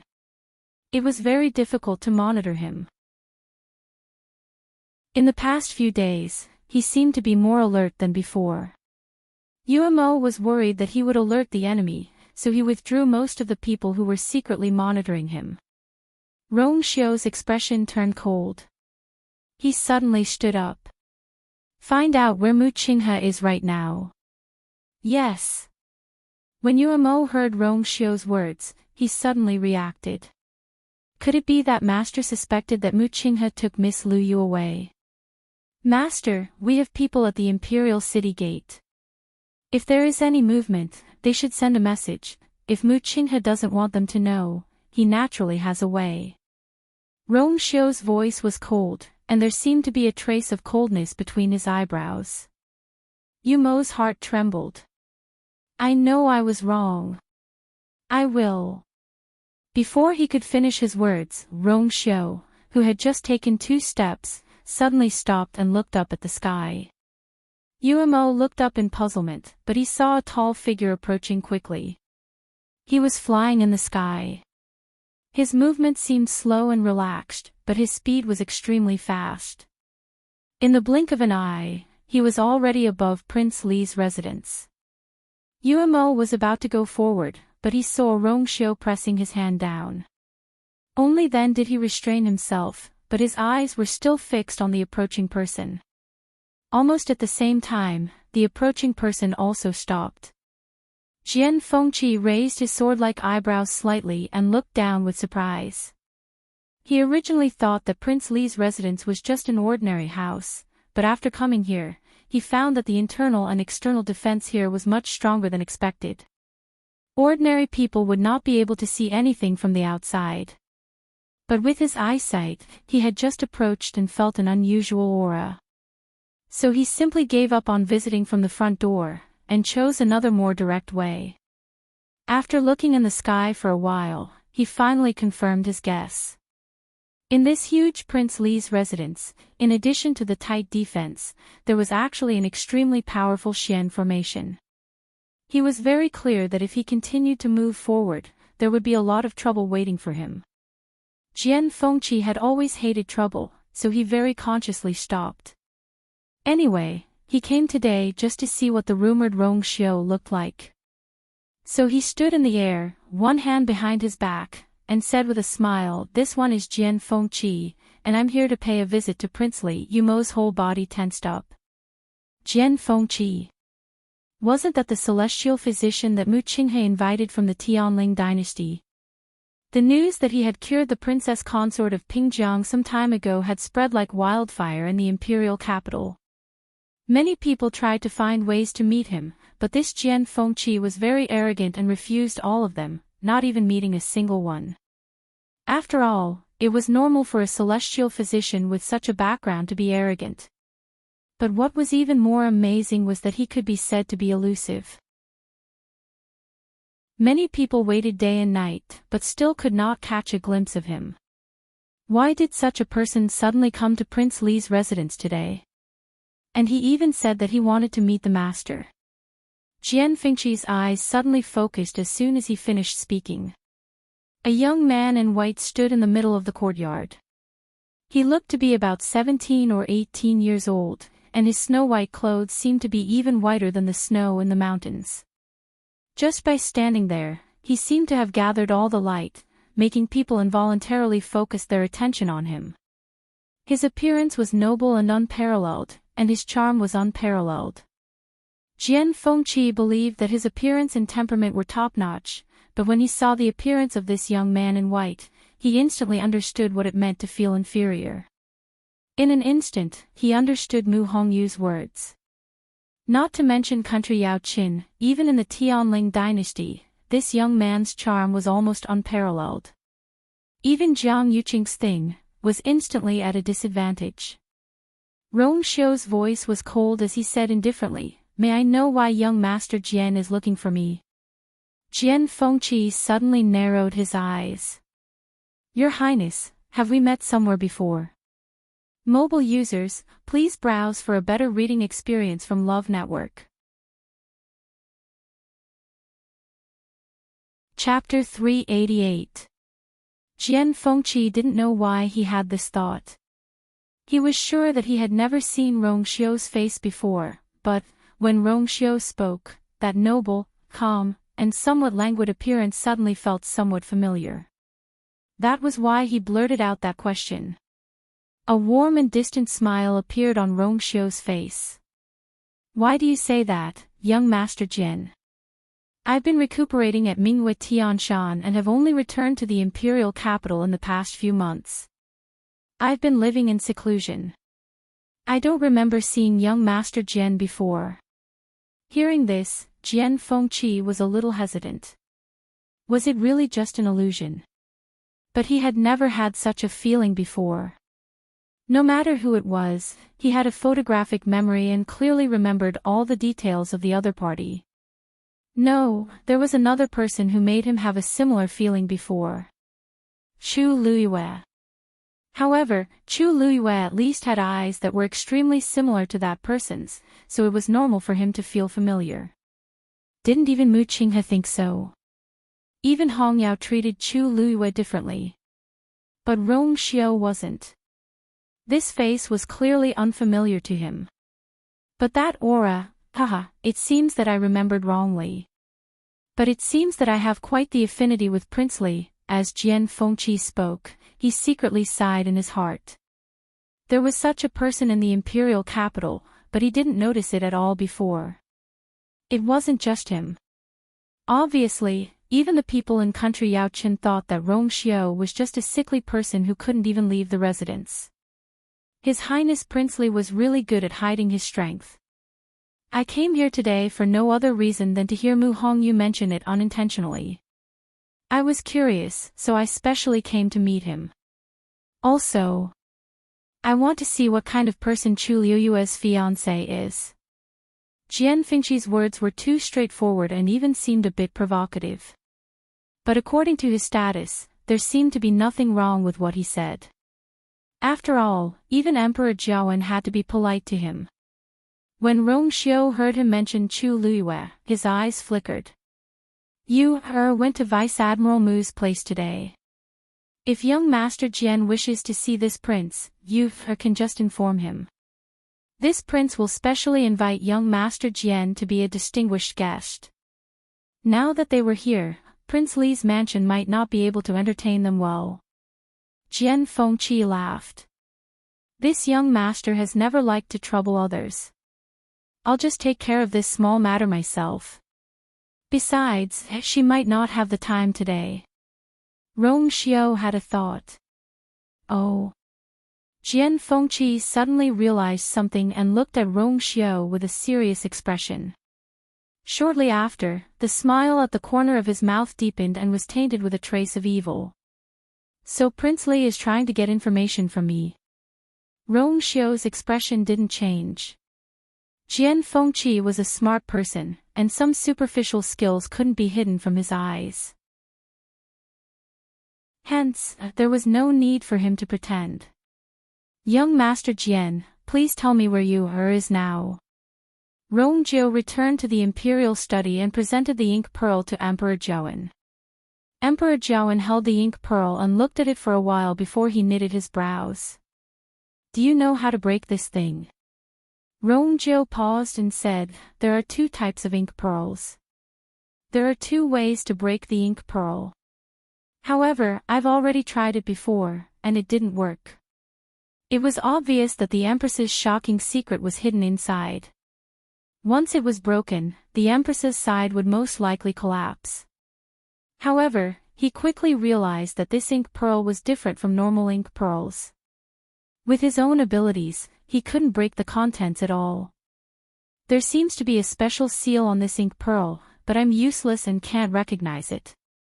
Emperor Jiawen stared at the ink pearl and fell into deep thought. If even you can't do it. I'm afraid it's a little troublesome. Rong Jiao had many years of experience in the military, so he should be the best at dealing with such things. However, even he couldn't do anything about it, let alone the others. Looking at Emperor Jiawen's troubled look, Rong Jiao thought for a while and said, Tian Lu is an expert from the Imperial Study Academy. Tian Lu Academy's dean, Elder Yi, is very knowledgeable. Emperor Jiawen paused and shook his head. This is a serious matter, so it's better to be careful. You also have to be careful on your side and not leak any information. Yes. Doubts flashed across Rong Jiao's heart. This matter involves the Empress and the Crown Prince, so it's right for father to be careful. But isn't he being too careful? What kind of person is Elder Yi? Yet, father doesn't even want to tell him. It's as if he's afraid of something. However, Rong Jiao was a smart person. Since he could tell what Emperor Jiawen was thinking, he would naturally go along with it. You can leave first. Emperor Jiawen put away the ink pearl, leaned against the chair, and waved his hands tiredly. Rong Jiao wanted to say something but stopped himself. He wanted to take the ink pearl back and study it in detail, but he swallowed his words in the end. I'll take my leave. After leaving the palace, Rong Jiao was still thinking about the ink pearl. Father seems to value that item a lot, but if he can't crack it himself, isn't it useless? Does father have other thoughts? The more Rong Jiao thought about it, the more uncomfortable he felt. Ever since Heptagon Alley, father's reaction has been very strange. He seemed to know something, but he kept it a secret and only told them to investigate the Empress. Now that the ink pearl incident was out, it was even more obvious. Rongjiu was walking when he suddenly felt that someone was walking toward him. He couldn't help but look up. The person was a slender woman, but most of her face was covered by a white veil. Rongjiu secretly knitted his brows. It's actually Chu Xianmin. She's here to find me. As expected, Chu Xianmin stopped when she was 3 steps away from him and curtsied. Greetings, third prince. Chu Xianmin. What are you doing here? Even though Rongjiu wasn't very familiar with Chu Xianmin, he had heard quite a bit of news about her when he returned to the imperial city. Especially, she was Rongjin's concubine. Xianmin has something to discuss with the third prince. Rongjiu knitted his brows. What can Chu Xianmin say to me? Could it be, if you're here to plead for the crown prince, you can go back now? Chu Xianmin lightly shook her head. Third prince, you're mistaken. Even though I'm the crown prince's subordinate, I know the severity of the situation. I'm here today because I have something to tell you. I've been conflicted about this for a long time, but after thinking about it, I still think it's better to tell you. The feeling in Rongjiu's heart grew stronger. But I have a request. Please don't let anyone know that I'm the one who told you this. Chu Xianmin tightly gripped the handkerchief in her hands as if she was very nervous and worried. Rongjiu said, okay. Just say it. Chu Xianmin hesitated for a moment before she lowered her voice and said, previously, I heard the crown prince discussing with eldest princess Situ. He said that he wanted her help to find a way to enter the palace and meet the empress. It should be within these 2 days. Rongjiu's heart skipped a beat.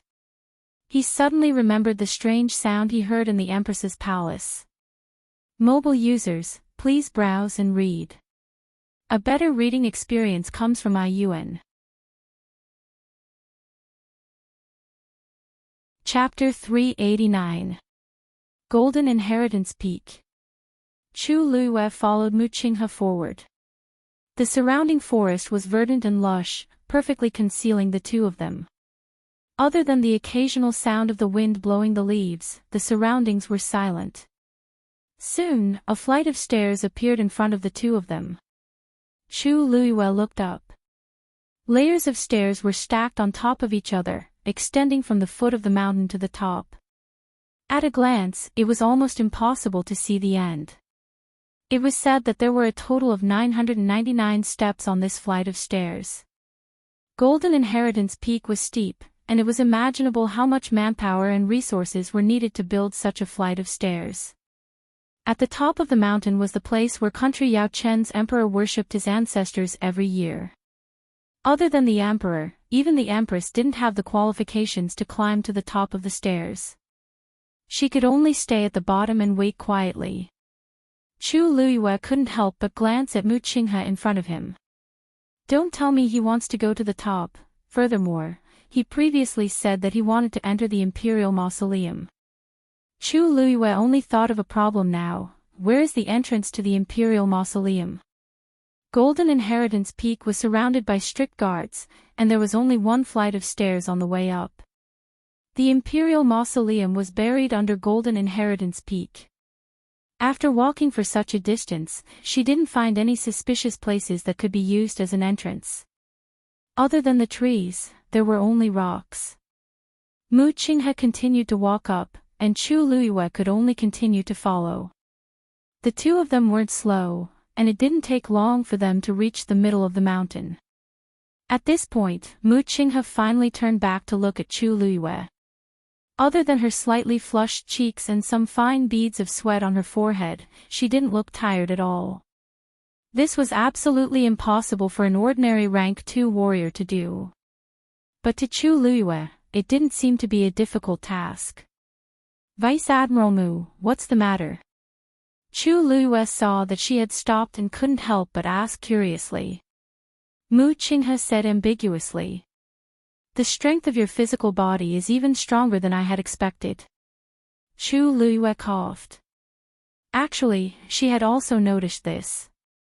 Not to mention martial artists of the same level, even cultivators of a higher level than her might not be able to match her in this aspect. And this was not something that could be explained by talent. If he wanted to obtain a stronger physical body, he would have to cultivate diligently. Sometimes, he would also need some natural treasures to assist him. Mu Qinghe knew this very well. Perhaps she was starting to have doubts in her heart. Just as Chu Luiyue was thinking about how to deal with him, he saw that he didn't say anything and continued to walk up. Chu Luiyue didn't say anything and just followed behind him at a leisurely pace. She vaguely felt that Mu Qinghe seemed to be a little anxious. Why was he in such a hurry? Time passed by bit.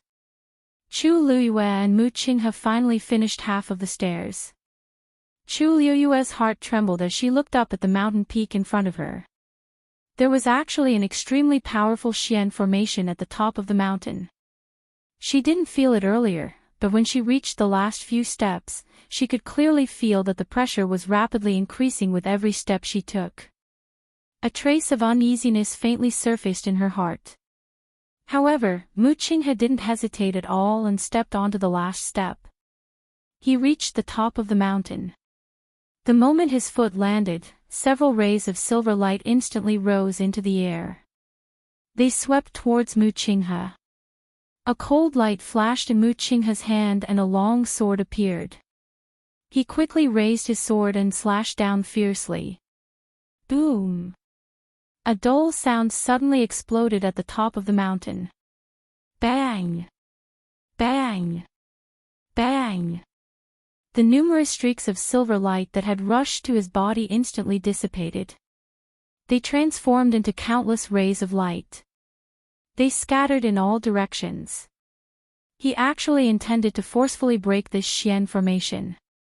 The commotion at the top of the mountain immediately attracted the attention of the surrounding guards. Someone has trespassed on Golden Inheritance Peak. How is this possible? The barrier outside Golden Inheritance Peak didn't move at all, but the fluctuation just now did indeed come from the top of the mountain. As they spoke, numerous figures instantly rushed up into the air. At the same time, someone finally saw Mu Qinghe and Chu Luiyue's figures. There are two people at the top of the mountain? This caused everyone to be dumbfounded. Golden Inheritance Peak was heavily guarded. Who exactly was it that dared to silently barge in and even reach the top of the mountain? A black-robed elder shouted in a deep voice. Everyone, listen up. Seal off Golden Inheritance Peak immediately. Don't let those two people escape. His deep and powerful voice reverberated mightily. Yes. The black-robed elder frowned and rushed forward, wanting to see who exactly those two people were. There weren't many people with such strength in country Yaoqin, so he didn't know who was so audacious. Unfortunately, due to the cover of the forest on the mountain peak, he couldn't see the two people's faces. He could only vaguely recognize that they seemed to be a man and a woman. Boom! Boom! Boom! Boom! Right at this moment, a series of booming sounds came from the top of the mountain. The black-robed elder was shocked. The xian formation on the mountain peak had actually been broken by the other party. That was a xian formation that had been passed down for thousands of years in country Yaoqin. How could it be broken so easily? The other party's strength was probably stronger than what he had imagined. Without hesitation, he took out a bamboo tube and injected some force into it. Then, he suddenly threw it into the air. Boom! Bright and dazzling fireworks bloomed in the sky. At the same time, a deafening sound was heard. Chu Luiyue watched as Mu Qinghe raised her sword and slashed open a path. Frenzied energy fluctuations spread in all directions, almost suffocating her. Mu Qinghe stood in the middle of the turbulence, her clothes fluttering in the wind. Right at this moment, Chu Luiyue heard the shocking sound. When she looked up, she saw the huge fireworks. The other party had discovered them and was already requesting for reinforcements. Chu Luiyue gritted her teeth. Then, she finally took the last step and reached the top of the mountain. Just as she was about to follow Mu Qinghe, the transparent water droplet in her dantian suddenly started to spin. An indescribable summoning suddenly came from beneath her feet. Chu Luiyue was shocked and immediately looked down. This power came from below the mountain. Before she could figure out what was going on, the ground beneath her feet suddenly moved. Chu Luiyue looked over and realized that she had unknowingly stepped on a huge circular plate. This circular plate was embedded on the top of the mountain. If one didn't look carefully, one wouldn't be able to distinguish it from the ground beside it. It was only at this moment that it started to spin slowly that it became especially obvious.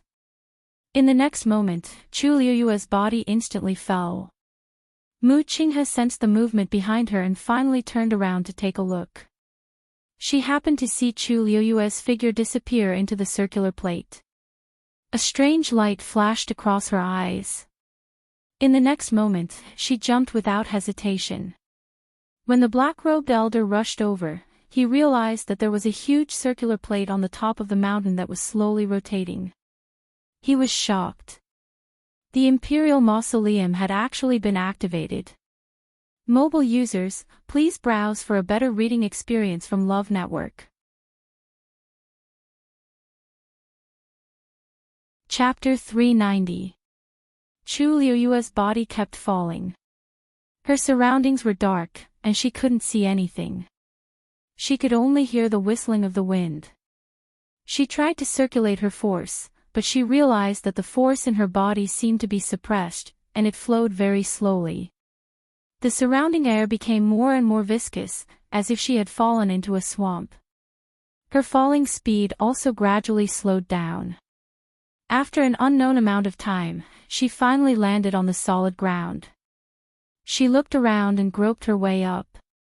The ground under her feet was cold and very smooth, as if it was paved with jade. She pursed her lips. There was no light source here, so she had no idea what was going on here. She had to think of something. She suddenly thought of something and raised her hand. A cluster of crimson-red smoke suddenly appeared in his palm. However, before Chu Luiyue could smile, the flames were quickly extinguished. The surroundings fell into darkness again. Chu Luiyue frowned. She had almost forgotten that she couldn't use her force here, so she naturally couldn't summon her force to transform into flames. She stood on the spot for a while without moving. She only pricked up her ears and listened carefully to the movements around her. Drip. Drip. The sound of water dripping could be heard. Chu Luiyue subconsciously looked in the direction of the sound. Although she still couldn't see anything, the sound of water inexplicably made her feel more at ease. But the next moment, her heart suddenly hung in the air. It had been a while since she fell, so why hadn't she seen Mu Qinghe yet? She remembered that when she fell, Mu Qinghe was following her closely. But now, where was he? Moreover, what was even stranger was that below Golden Inheritance Peak was Country Yao Chen's Imperial Mausoleum. Why would there be the sound of water in the Imperial Mausoleum? Just as Chu Luiyue was deep in thought, she felt a weight on her shoulder. Dumpling came over. Unlike before, Dumpling seemed to be a little nervous as it nestled on her shoulder motionlessly. Chu Luiyue sensed its emotions and felt strange. Dumpling had always been bold. Even when facing the level 7 black-winged sky-swallowing python, she did not shrink back. She even dared to curse at the legendary three-eyed eagle. She had always been fearless. What happened this time? Chu Luiyue patted its head to comfort it. Dumpling grabbed her clothes and snuggled up to her tightly. Suddenly, Chu Luiyue had an idea. With a thought, something suddenly appeared in her palm. Heavenly Square Cauldron. This thing was small and exquisite, so it fit perfectly in her palm. And inside, the transparent karmic fire was burning. There was only a black shadow in the middle. That was the soul of the legendary three-eyed eagle. The surroundings were instantly illuminated by the flames. Chu Liuyue's lips curved up. It really works. Since this heavenly square sacred cauldron could suppress a divine beast, it must be extremely powerful. Chu Liyue thought that perhaps the hellfire inside could resist the suppression here. The result was as expected. After a moment, the legendary three-eyed eagle's incredulous voice was heard. Why, you actually used the heavenly square sacred cauldron to light up the place? Because of the shock, its voice was trembling slightly. It never expected that the first time it officially left Chu Liyue's dantian would be in such a situation. Does Chu Liyue know what the heavenly square sacred cauldron is? Yes. Make the best use of it.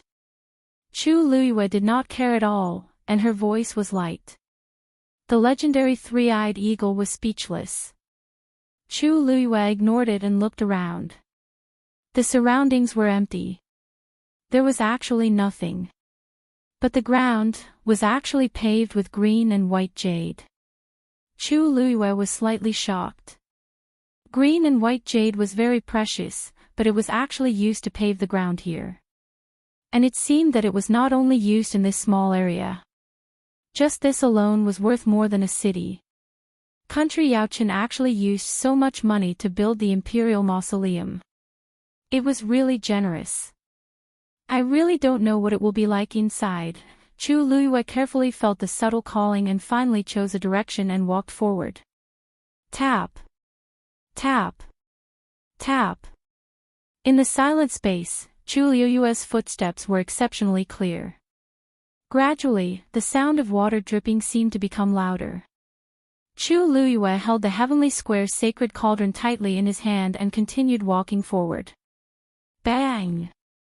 Accompanied by a dull collision, the mace in the black-robed elder's hand finally could not withstand it and cracked. He anxiously threw the broken mace to the side and looked at the disc that was still spinning in front of him. It was not damaged at all.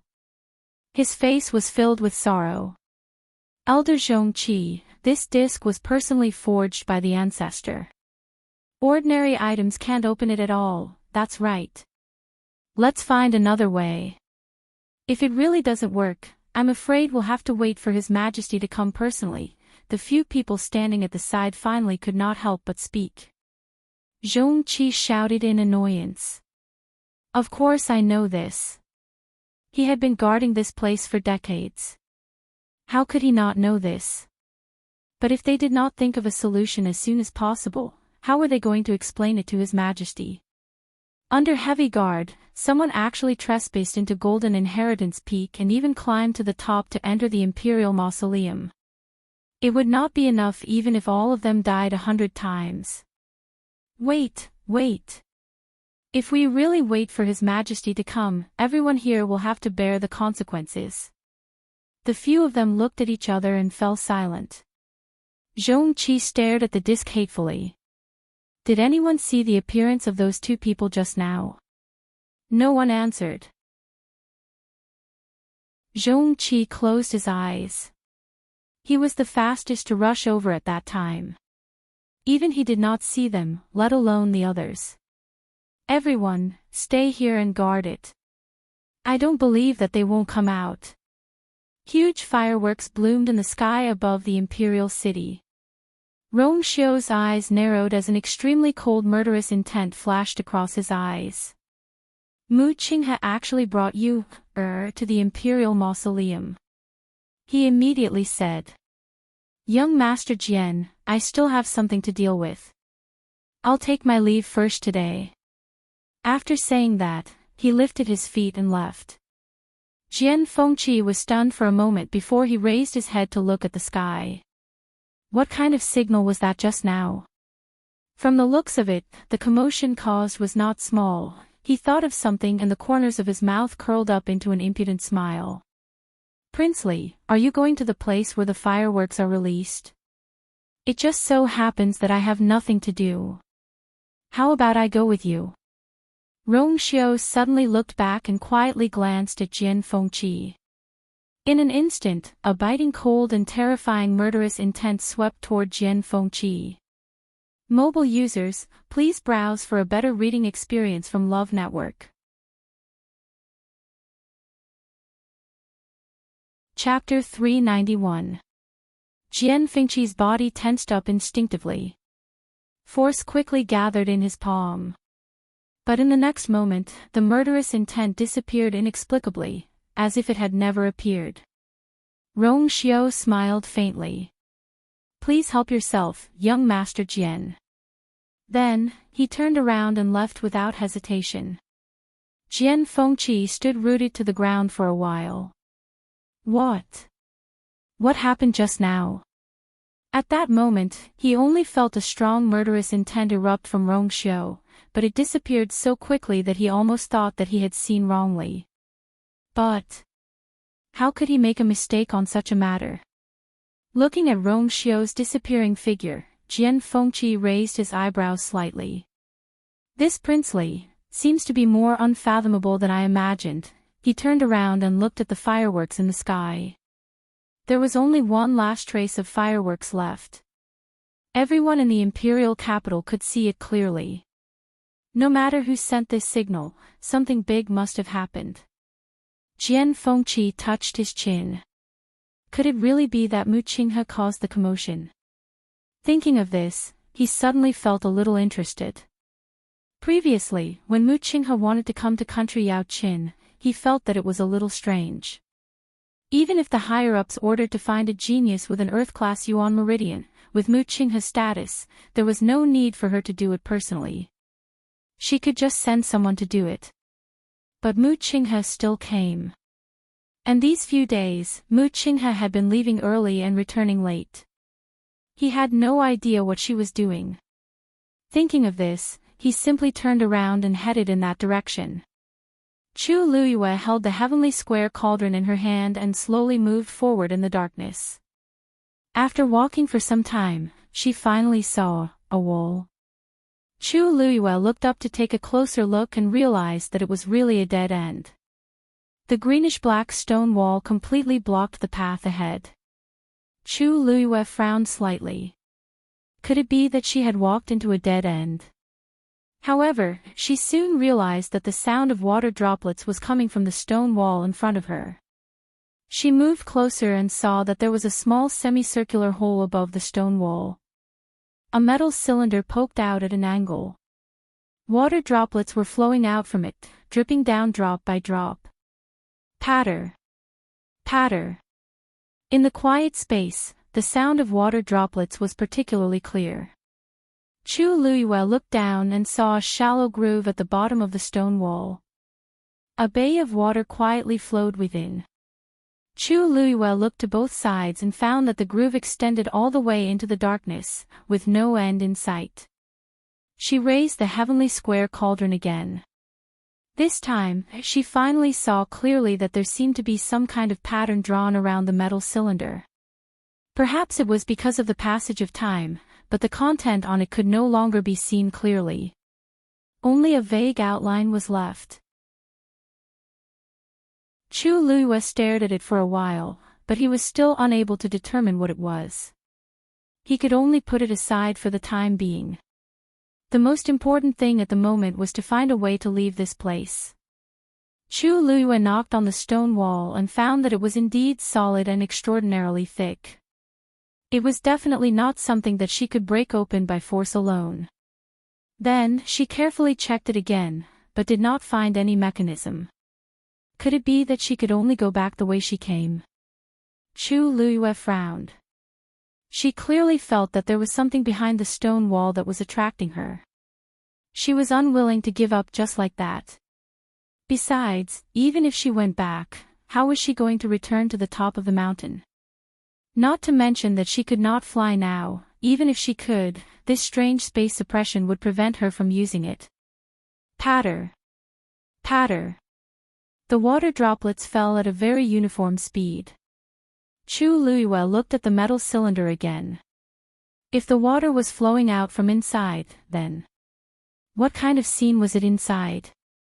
All of a sudden, Tuanzi jumped onto the metal cylinder. Chu Liuyue's eyes twitched. Dumpling. You can't bite this casually. Who knew what was going on in the imperial mausoleum? If they rashly destroyed the stone wall, it might cause trouble. There had always been many things to pay attention to in the mausoleum, especially in the imperial mausoleum. It could be said that it was filled with traps. Chu Liyue did not want to lose her life here. Dumpling shook its head, a look of disdain in its eyes. I have a lot of requirements, okay? Why would I just bite anything I see? Then, Dumpling pointed at the metal cylinder under its feet and hugged it with its claws. Chu Liyue suddenly understood. You want me to turn this thing?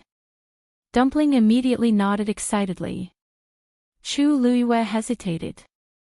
This thing shouldn't be moved, right? Although she said that, she still stretched out her hand. The metal cylinder was cold to the touch, and a chill instantly spread to the bottom of her heart. Chu Liyue held her breath and focused, gently turning it. Crack! The metal cylinder actually moved. Chu Liyue suppressed the shock in her heart and slowly turned it along with the force. When the metal cylinder turned 180 degrees, Chu Liyue finally heard a crisp sound. It seemed to be the sound of the built-in buckle fitting. Chu Liyue let go of her hand, and in the next moment, on the stone wall in front of her, golden starlight suddenly appeared. Those starlight were like stars in the dark night, bright and dazzling. Chu Liyue raised her hand to cover her eyes, but from the corner of her eye, she saw that the golden starlight gradually connected into a line. Then, a huge and strange pattern was drawn. Chu Liyue was shocked. This was clearly the blurry pattern she saw earlier. At this moment, the light lit up, and the outline gradually became clear. Chu Liyue's heart seemed to be tightly grasped by something, and she stared at it without blinking. That was, boom. Before she could see it clearly, the stone wall suddenly split from the middle of the metal cylinder. A dazzling white light shot out from it. Chu Liyue's eyes instantly turned white. Dumpling jumped back onto her shoulder and grabbed her clothes tightly. After a while, the surrounding movements gradually quieted down. Chu Liyue also gradually adapted to the white light, and she focused her eyes to look inside. When she saw the scene in front of her, she finally couldn't help but gasp. He saw a wide river flickering with silver light flowing through the sky. The starlight in the river shone brightly, illuminating the entire space. Just now, when Chu Liyue opened the stone wall, the white light she felt came from here. Chu Liyue opened her eyes wide in shock. That river floated in the air, clear and clean, but also shining brightly. At a glance, it looked like the Milky Way in the dark night. Dazzling and magnificent. At the bottom of the river, there was a spacious square. A lonely golden throne was quietly placed in the center. However, that wasn't what shocked Chu Liyue the most. That was because a man was sitting on that golden throne. Mobile users, please browse for a better reading experience from Love Network.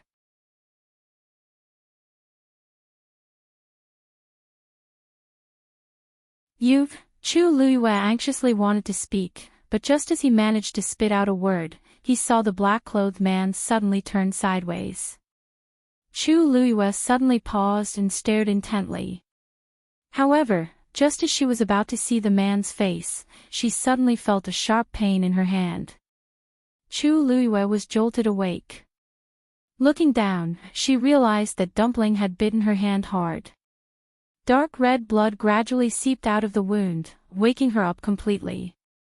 What happened to her just now? She actually fell into the other party's dangerous situation so easily. Dumpling, thank you. Just now, Chu Liyue said softly, but suddenly stopped. Almost what?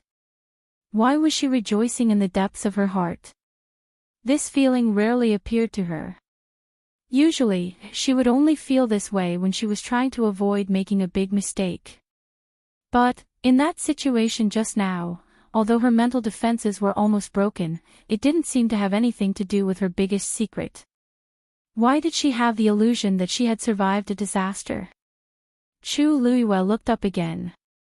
The suspended river had returned to its original state, and the scene on it had completely disappeared, as if it had never appeared.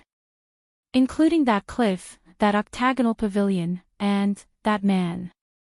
Chu Luiyue pursed her lips. She was so eager to see the man's appearance. This had never happened before. She suppressed the waves in her heart, clenched her fists, and looked at the man on the throne. Do you think that you could trap me with such an illusion? The black-clothed man's face revealed a meaningful smile. Do you think that was an illusion? Chu Luiyue's heart sank. All the scenes that appeared in the weak water came from your memory. Whatever you are thinking, it will naturally reflect what you are thinking. A low and slow voice sounded, and every word was like a clap of thunder. Chu Luiyue's body tensed up. If that was the case, the scene she saw just now was real. But in her past life and present life, there was no such scene in the memory of her two lives. I don't even know your identity, how can I believe what you say? Chu Luiyue sneered, I can be sure that I have never seen that scene. Your method of lying is a little too clumsy. Oh. Are you really sure? The man seemed unmoved, and calmly continued to ask. Chu Luiyue's heart jumped, and she secretly gritted her teeth. Rationally, she believed that every word she said was correct, because she really did not remember that scene. However, in the depths of her heart, there was a faint uncertainty. Because everything she saw just now had an indescribable sense of familiarity. Especially the man standing with his hands behind his back. She only saw a back view, but had the urge to call his name. If she really had not seen it before, how could this be? You don't know my identity, but I know who you are. The black-clothed man raised his eyes, staring at Chu Luiyue with a confident smile. It was as if everything was under his control. Who exactly are you? Chu Luiyue shouted in a deep voice. You will naturally know when you find me. The man said, and suddenly stood up. I'll wait for you. Then, without waiting for Chu Luiyue to react, his figure instantly turned into countless silver stars and flew into the river in midair. Without a trace. Chu Luiyue came back to her senses after a while. That black-clothed man, left just like that. He said that he would find him. Where could she find him? She couldn't possibly enter that river too, right? On one hand, she couldn't go up at all. On the other hand, who knew what would happen if she entered? Chu Luiyue pondered for a moment, and finally decided to continue forward, heading towards the throne in the middle. Other than the throne, there was nothing else here. If she couldn't find any clues on it, then she would really have a headache. Chu Luiyue walked step by step, and finally stood in front of the throne. Suddenly, her eyes focused, and she carefully stared at the back of the throne. In the middle position, there was a line of words east of the weak water, gold. Mobile users, please browse and read. A better reading experience comes from Love Network. Chapter 393. In the Palace. Rongjio took big strides toward the imperial study. All the palace maids he met on the way greeted him respectfully. Now that the crown prince and empress were under house arrest, His Majesty had handed many things to the third prince. Everyone could tell that the imperial city was about to change. But seeing Rongjio's tense face, the palace maids didn't dare to say anything as if something important had happened. Rongjio walked quickly, and he was frustrated. No matter how much I calculated, I didn't realize that Situ Xingqian was also in the Empress's palace back then. If I was more careful back then, I would have definitely noticed something amiss. Perhaps, I could have walked forward and pulled the screen aside to discover Situ Xingqian. But I didn't. Things had been going too smoothly these few days, so I was so careless that I forgot about this person's existence. At first, I didn't care about it, but thinking about it now, I feel that there's something fishy going on. Situ Xingchen and Rong Jin had a marriage agreement, but she didn't ask to cancel it even after Rong Jin got into trouble. What else could it be if she didn't have a motive? Situ Xingchen must know something, so she's willing to help the Empress and Rong Jin. I actually didn't think of checking on Situ Xingchen before this. Before he reached the imperial study, Rong Jiu heard hurried footsteps in front of him. He looked up and saw Emperor Jiawen, who was walking at the very front. Emperor Jiawen's expression was dark and vicious, which he had never seen before, and it had an intense murderous aura.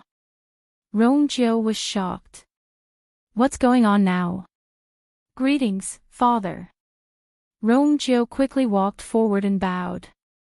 Emperor Jiawen saw Rong Jiu and knitted his brows. Why are you still in the palace? At this time, Rong Jiu should have left the palace.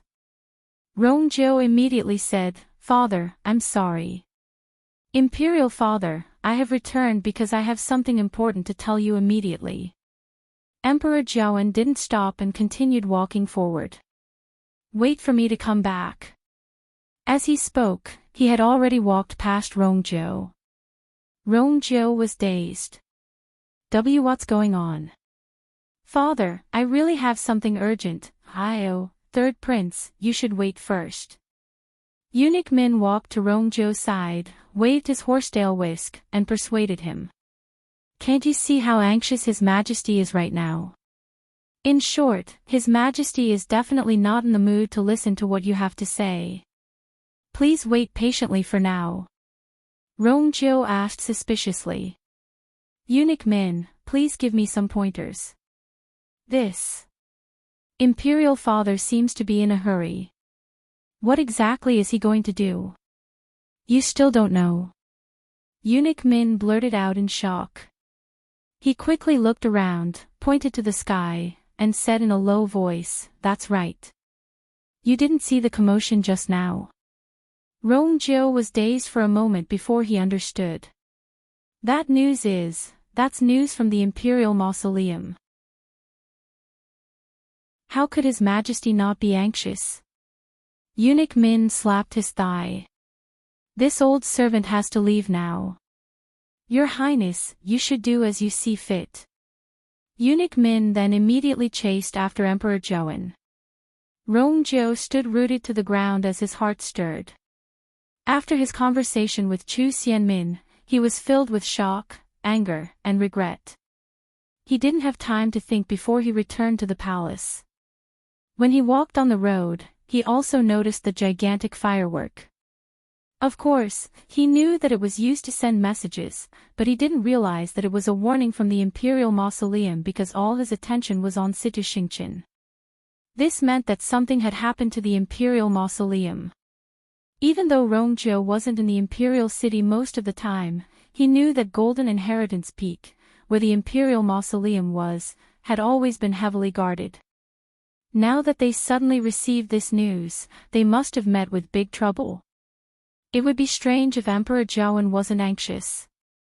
Just as Rong Jiu was thinking about whether he should go back to the Empress's palace to take a look and confirm if Situ Xingchen had gone there, Emperor Jiawen, who had just left, was stopped by someone again. This time, the person who came was a guard in armor. He rushed all the way here with a panicked expression as he directly knelt in front of Emperor Jiawen and miserably shouted, Your Highness! Your Majesty! Bad news! Emperor Jiawen felt that his head was heavily hammered, and his head hurt. Bad news! Something has happened to the Imperial Mausoleum. What could be worse than this? Speak! Hollered Emperor Jiawen as he was forced to stand still. That guard knelt on the floor, and his body shivered. Your Majesty, Her Majesty.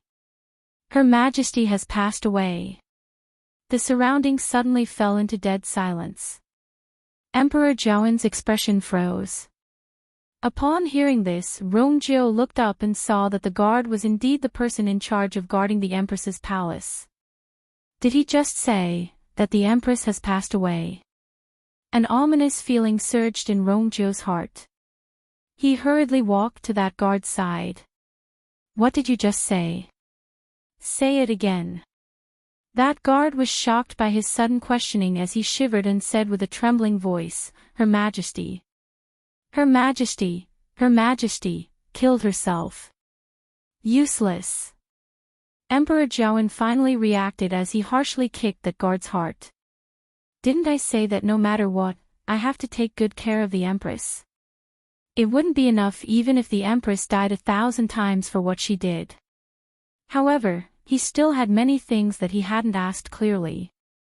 Now that she suddenly died, what should he do next? You! What exactly did you do? That guard endured the pain as he fearfully said, Your Majesty, we've been guarding outside the palace. Your Majesty, we've been standing guard outside, and we'll go in to check every hour.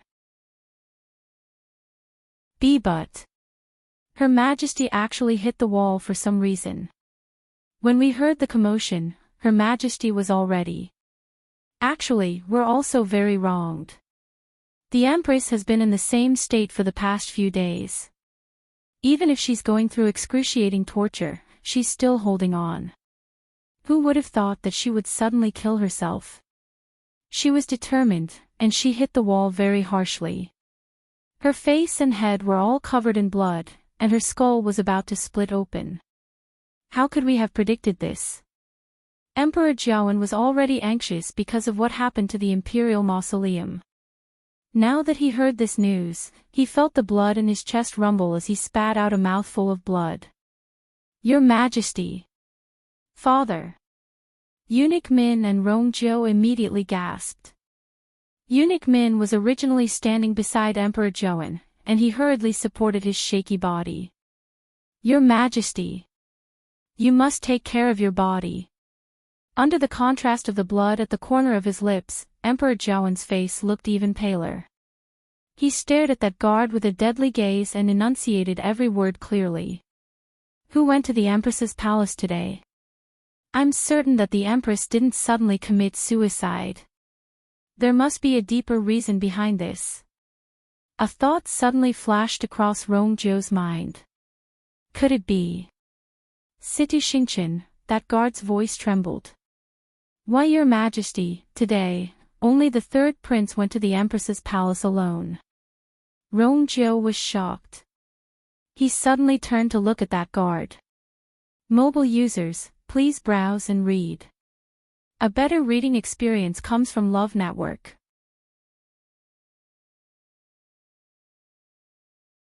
Chapter 394. That guard didn't dare to look up at Rongzhou as he quickly continued speaking. The third prince entered the palace and seemed to have an argument with the Empress. However, we didn't dare to barge in, so we waited outside. Not long after the third prince left, the Empress. Emperor Zhaoan looked at Rongzhou coldly. Rongzhou went to see the Empress today and found the ink pearl. It's normal for him to fight with the Empress.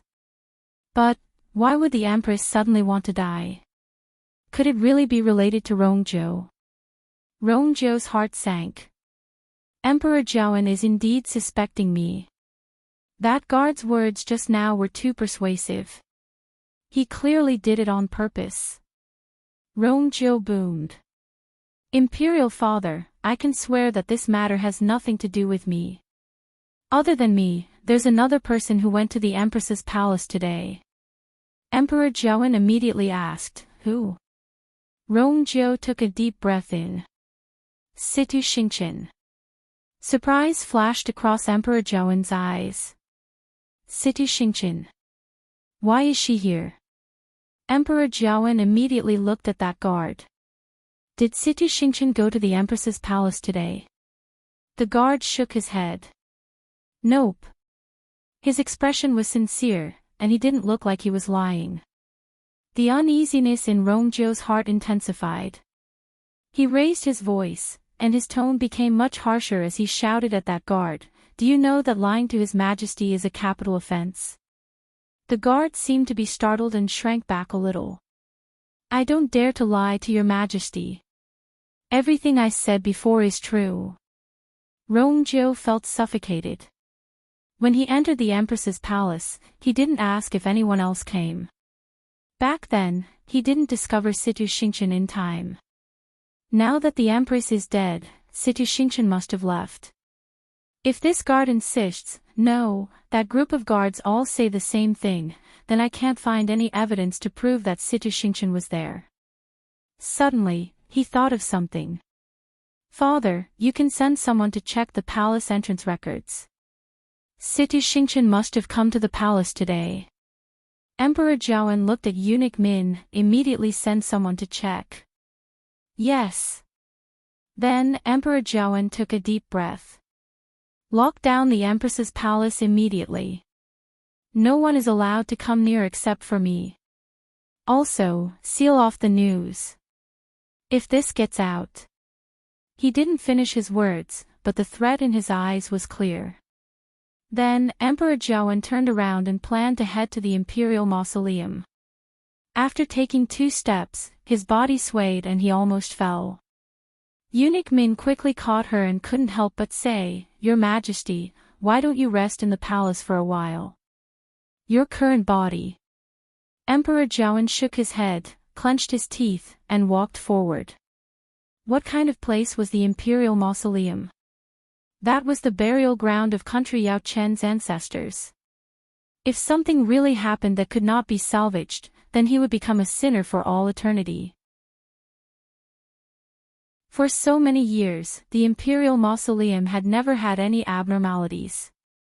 That was why the warning fireworks had frightened him so much. The death of the Empress was also a big deal, especially when there were still many unsolved mysteries. But that still couldn't be compared to the imperial mausoleum. Rongjiu took 2 steps forward. Father, why don't I go with you? Emperor Zhaoan rejected him without even turning his head. No need. Go back and stay there. Put down the things in your hands first. When I come back, I'll settle it. Father, Rongjiu still wanted to defend himself, but Emperor Zhaoan clearly didn't want to hear it. Eunuch Min shot Rongjiu a look, telling him not to anger his majesty at this time.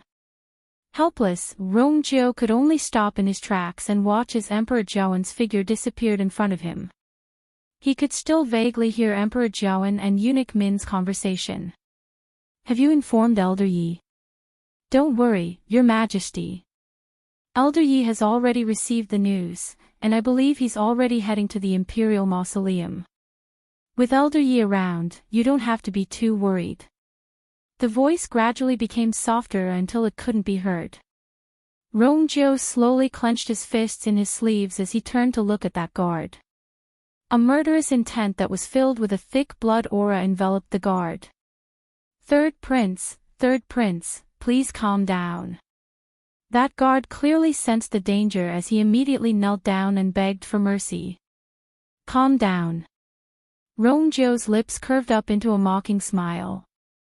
You framed me to this extent, and you still dare to ask I to calm down. Speak. Who told you to say this? That guard didn't admit it. Third Prince, I didn't lie, and I didn't frame you. You've really misunderstood. Misunderstood.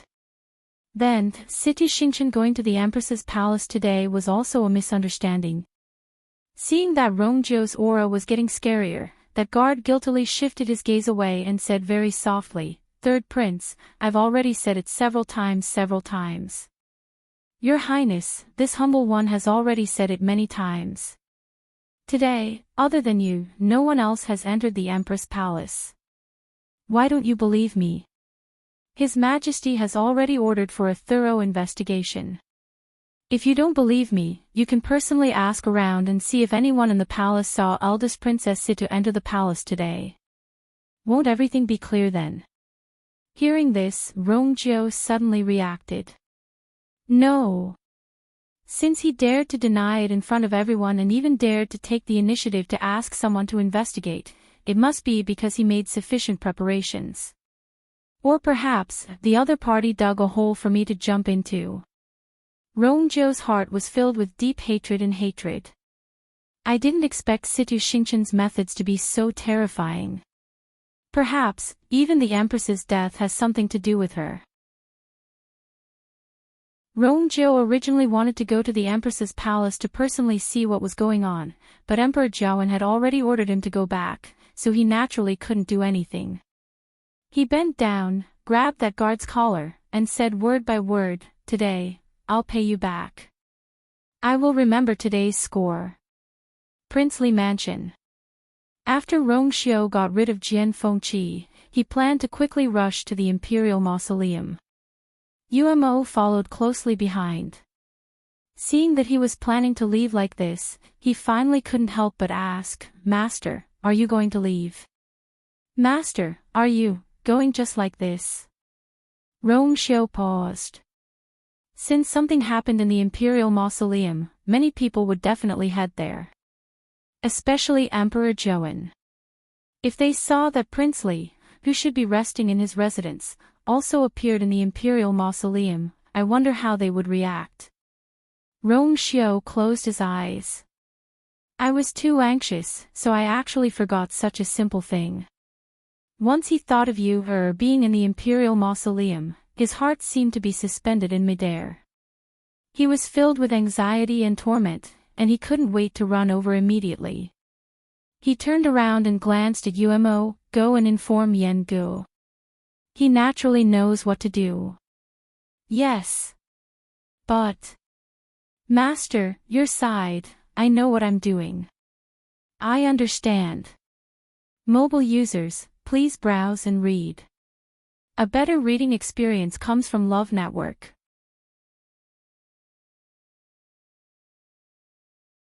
Chapter 395. Along with this loud noise, the ground around the throne actually cracked open. With the throne as the center, the cracks spread out in all directions. Then, something gushed out from the cracks. Chu Luiyue looked over and realized that it was actually golden sand. Countless grains of sand that glowed with a faint golden light gushed out from the ground like spring water. However, these grains of sand didn't spread out in all directions. Instead, they gradually accumulated upwards. Chu Luiyue realized that those weren't real grains of sand, but crystal fragments. Those tiny crystal fragments gradually gathered together and formed a strange pentagonal crystal that was the size of a fingernail. And these pentagonal crystals were connected to each other and accumulated layer by layer. The thin crystals weren't all tightly connected. On the contrary, most of them were spaced apart, as if they were formed according to some strange law. Soon, a golden fence-like crystal wall appeared in front of Chu Luiyue. Not only this one. The same scene was playing out in the cracks at the side. Chu Luiyue knew that she couldn't continue to sit and wait for death.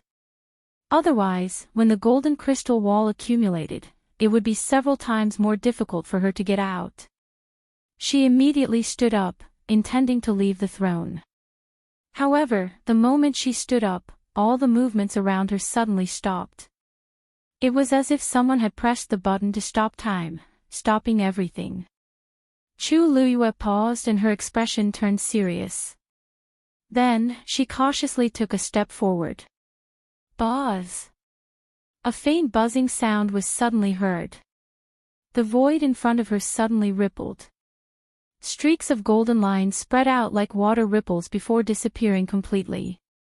However, Chu Luiyue was greatly shocked. There was actually an additional barrier here.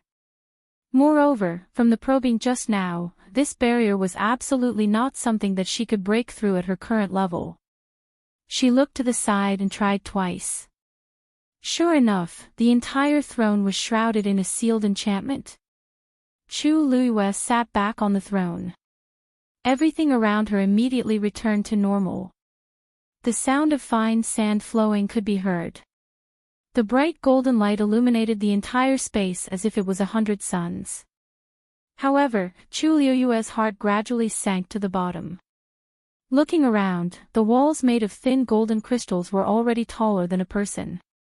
Overall, it looked like a zigzagging maze. And she was trapped in the middle of this maze. Bang! Tuanzi suddenly jumped out and rushed straight to the bounded domain. With a muffled sound, Dumpling was bounced back. Chu Luiyue caught it with her sharp eyes. Dumpling rubbed her head. It hurts. Dumpling, are you all right? Chu Luiyue asked worriedly. Tuanzi didn't give up. She got up and flew towards the boundary again. At the same time, she opened her mouth and fiercely. Crack! The corner of Chu Luiyue's eyes twitched. This sound. Why does it sound a little wrong? Seeing that Dumpling seemed to be stuck to the barrier and didn't move at all, Chu Luiyue couldn't help but shout, Dumpling. Dumpling still didn't react, but Chu Luiyue saw that its tail trembled slightly. She became more and more worried. She reached out and grabbed Dumpling. Dumpling immediately covered its face with its claws. Chu Luiyue pushed its claws away. What's wrong, you? Her voice stopped abruptly. The human and the beast looked at each other. In order to alleviate the awkwardness, Dumpling bared its teeth and smiled. Looking at Dumpling's little white teeth that were dyed red, Chu Luiyue was silent for a moment. Did you break your teeth? Dumpling hurriedly covered its mouth and shook its head desperately. No, no. It was just that I bit too hard, my teeth were a little loose, and I bled a little. Chu Luiyue was speechless. She sighed helplessly and patted Dumpling's head gently. Then, she looked at the faint golden barrier in front of her. She knew how powerful Dumpling's teeth were, but now, even Dumpling couldn't do anything about this barrier. With her current strength, how could she get out? Chu Luiyue frowned and pondered for a long time. She subconsciously leaned back.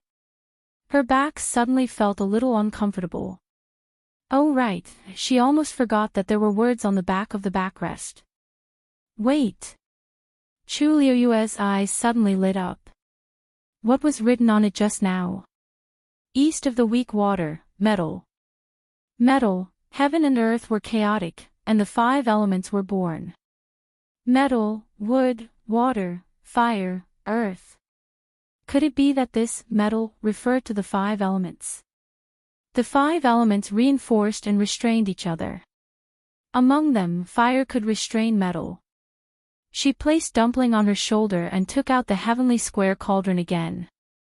The transparent karmic fire burned quietly inside.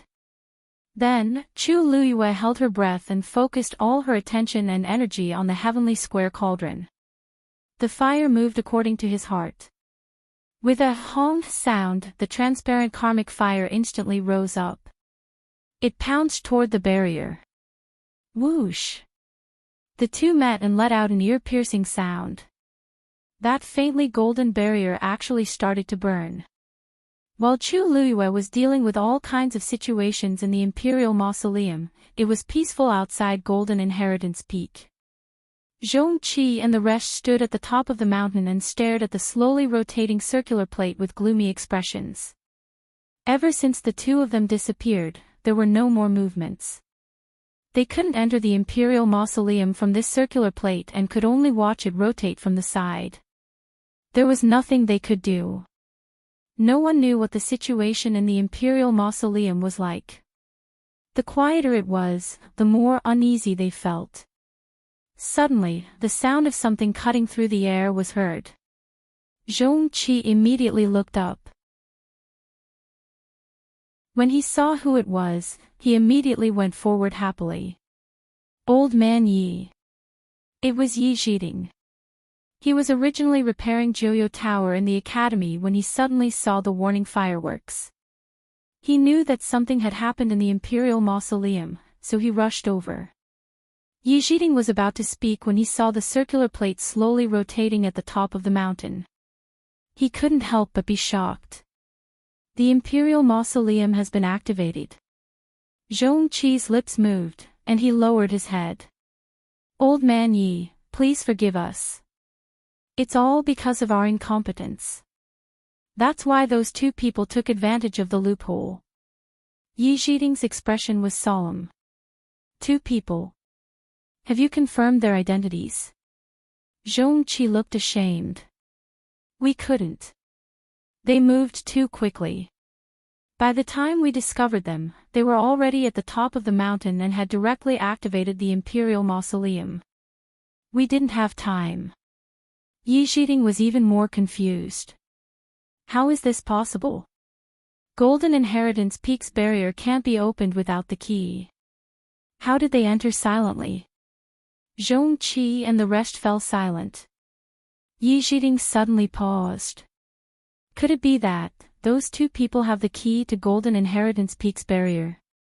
But there's only one key, and it's always been in His Majesty's hands. Someone stole His Majesty's key. Digression, the chapter number is wrong. Mobile users, please browse and read. A better reading experience comes from AI. Net.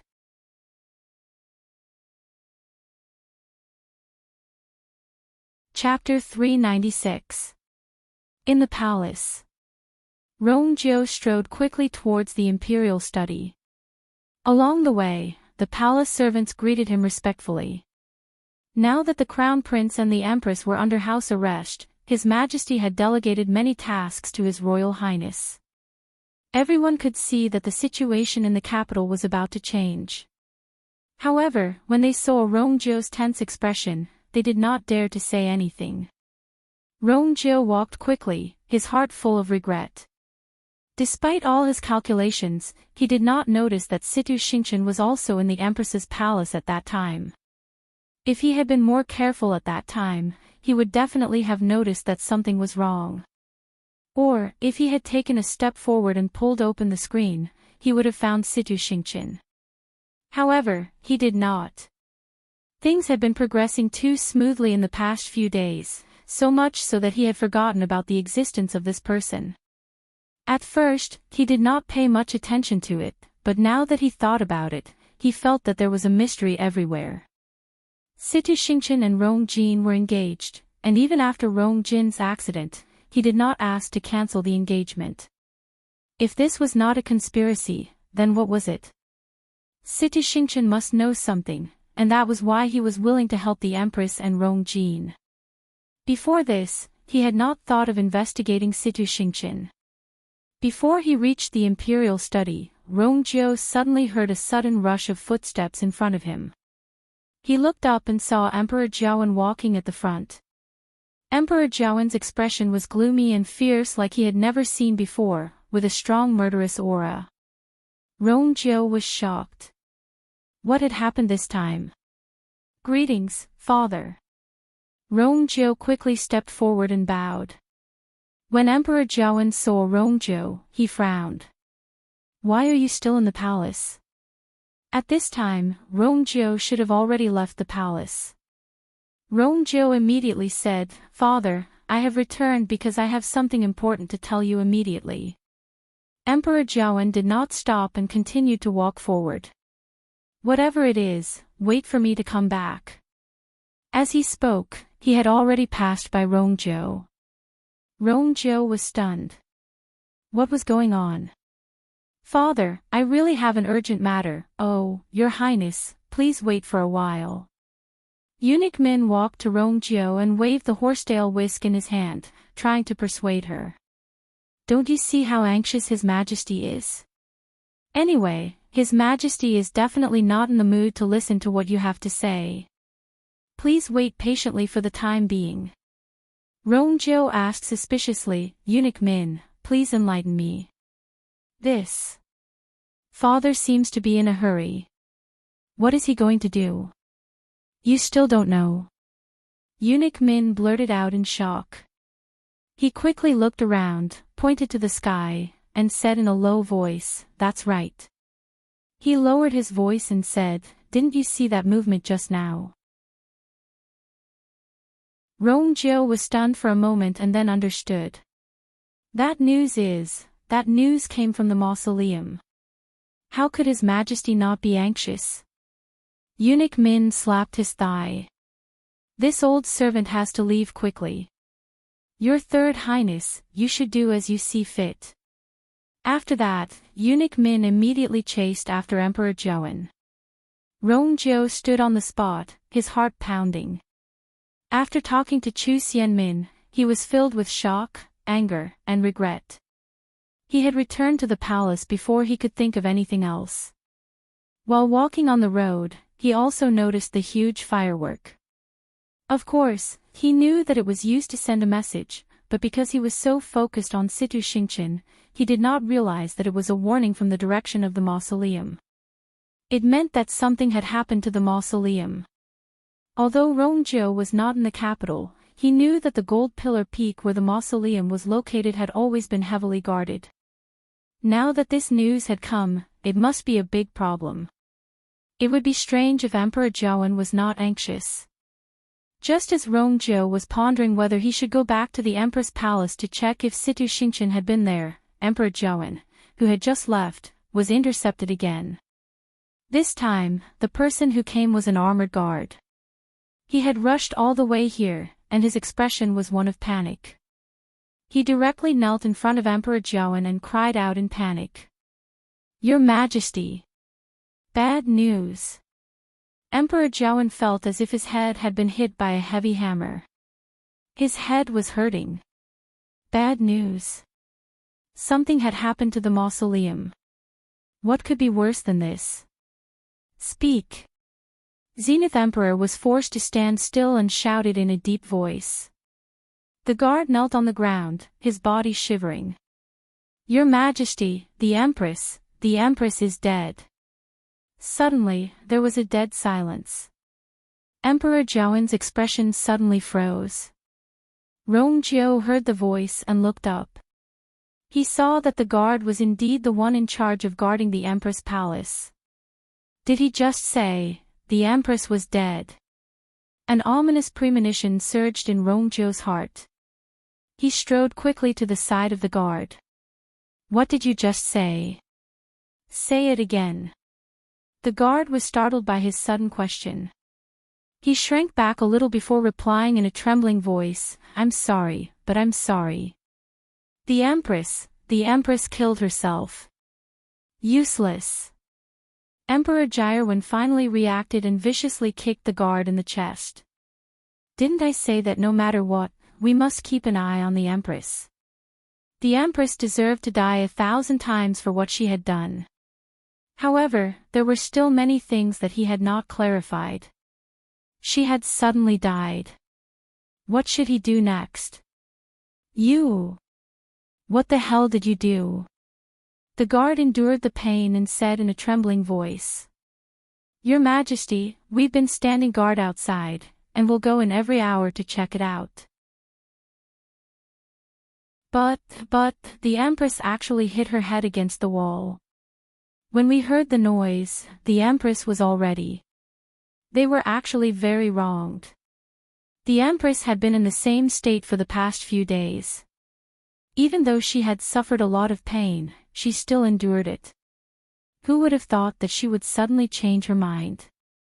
She had steeled her heart.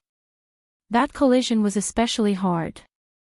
Her face and head were covered in blood, and her skull was almost cracked open. How could they have predicted this? Emperor Zhaoan was already anxious because of what happened to the mausoleum. Now that he heard the news, he felt the blood in his chest churning. Then, he spat out a mouthful of blood. "Your Majesty!" Eunuch Min and Rongjiu immediately cried out. Eunuch Min was standing beside Emperor Zhaoan. He quickly held his father's swaying body. Eunuch Min, who was standing next to Emperor Zhaoan, quickly supported his tottering body. "You must take care of yourself. You must take care of your dragon body." Emperor Zhaoan's face looked even paler with the blood at the corner of his lips. He stared at the guard and asked, enunciating each word clearly, "Who went to the Empress's palace today?" He was sure that the Empress did not commit suicide all of a sudden. There must be a deeper reason behind it. A thought flashed across Rongjiu's mind. Could it be Situ Xingqian? The guard's voice trembled. Your Majesty, today, only the third prince went to the empress's palace. Rongjiu was shocked. She turned to look at the guard. Mobile users, please browse and read. For a better reading experience, please visit IAI.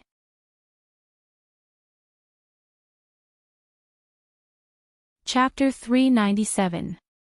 Shoo! The clear and distant cry of a crane was suddenly heard from afar. Elder Yi and the rest turned around and saw a white crane with a black neck and red head flying toward them. It was a fifth-grade fiend, a black-necked red-crowned crane. This was a fiend reared by country Yao Chen's royal family.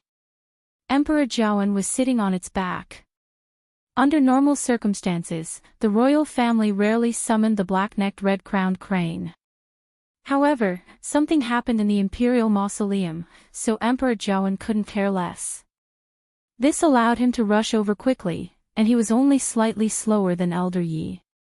Emperor Zhaoan already had a few guesses along the way, but his heart still sank when he saw a few figures standing at the top of Golden Inheritance Peak. Other than him, no one else had the right to come up to the top of Golden Inheritance Peak. However, so many people were gathered here, and things were clearly worse than expected. Greetings, Your Majesty. Elder Zhong Qi and the rest bowed anxiously. Elder Yi was of high status, so he naturally didn't have to do this. Hence, the moment the black-necked red-crowned crane landed, Elder Yi immediately went forward and asked, "Is there any problem?"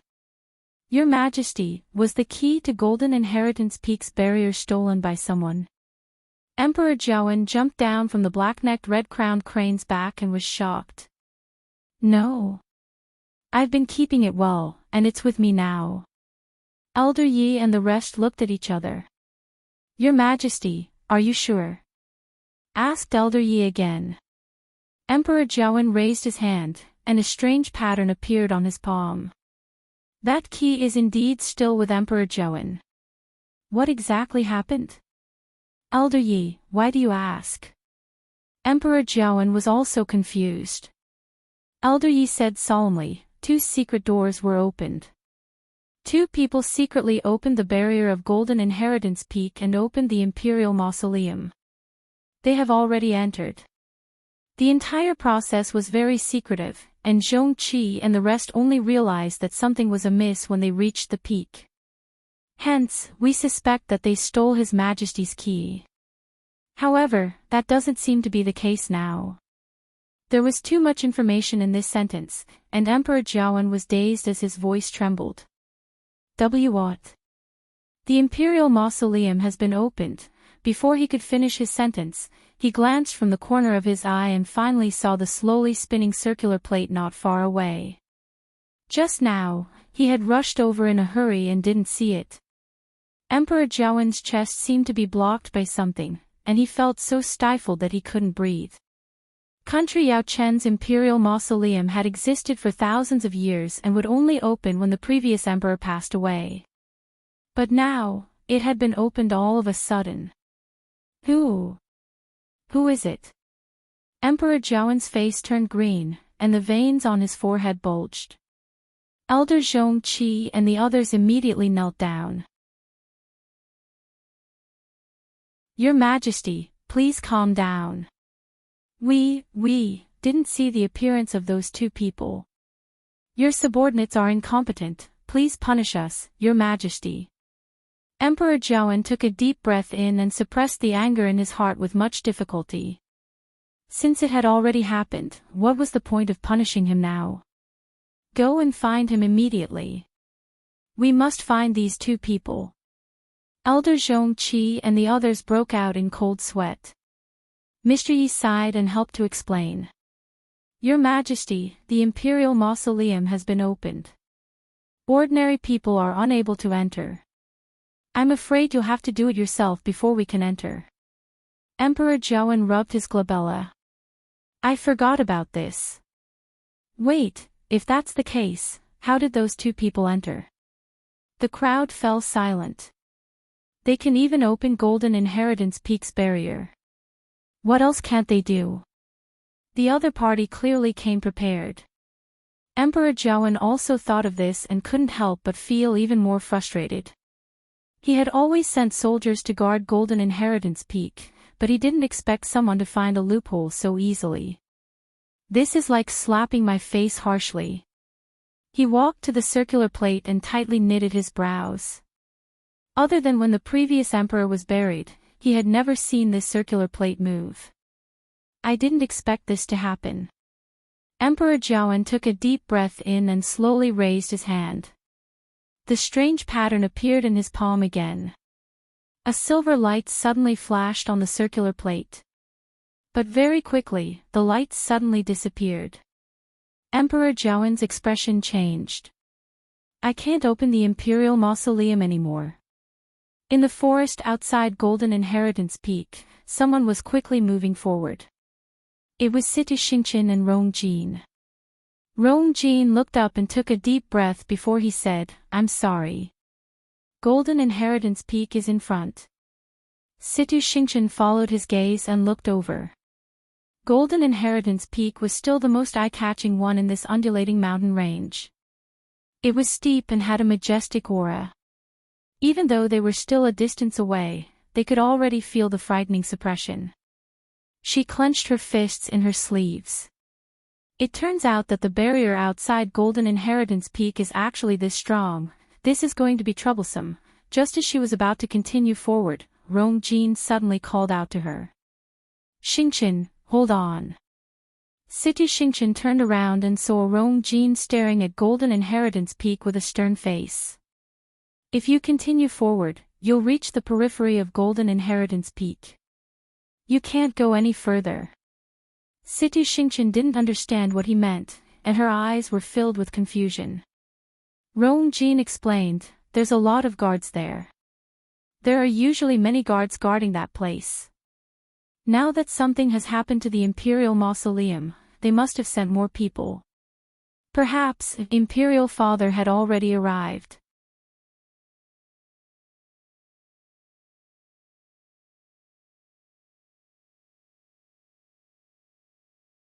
Furthermore, she confirmed that Your Highness the Crown Prince is the chosen one and that you are destined to enter the Imperial Mausoleum one day, obtain that treasure, and become its new owner.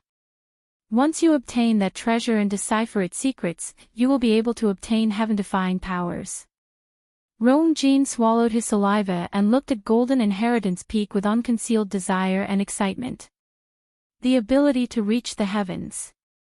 Just these 4 words were enough to excite anyone. Even though it had been a while since he heard this, Rong Jin still couldn't suppress his elation every time he thought about it. He had lived for more than 20 years, but he never knew that he had such a great opportunity. Mother is too much. She actually hid it from me for so long. If I knew about this earlier, I would have come long ago. Previously, he had suffered consecutive blows, and he almost thought that he had no hope of turning things around.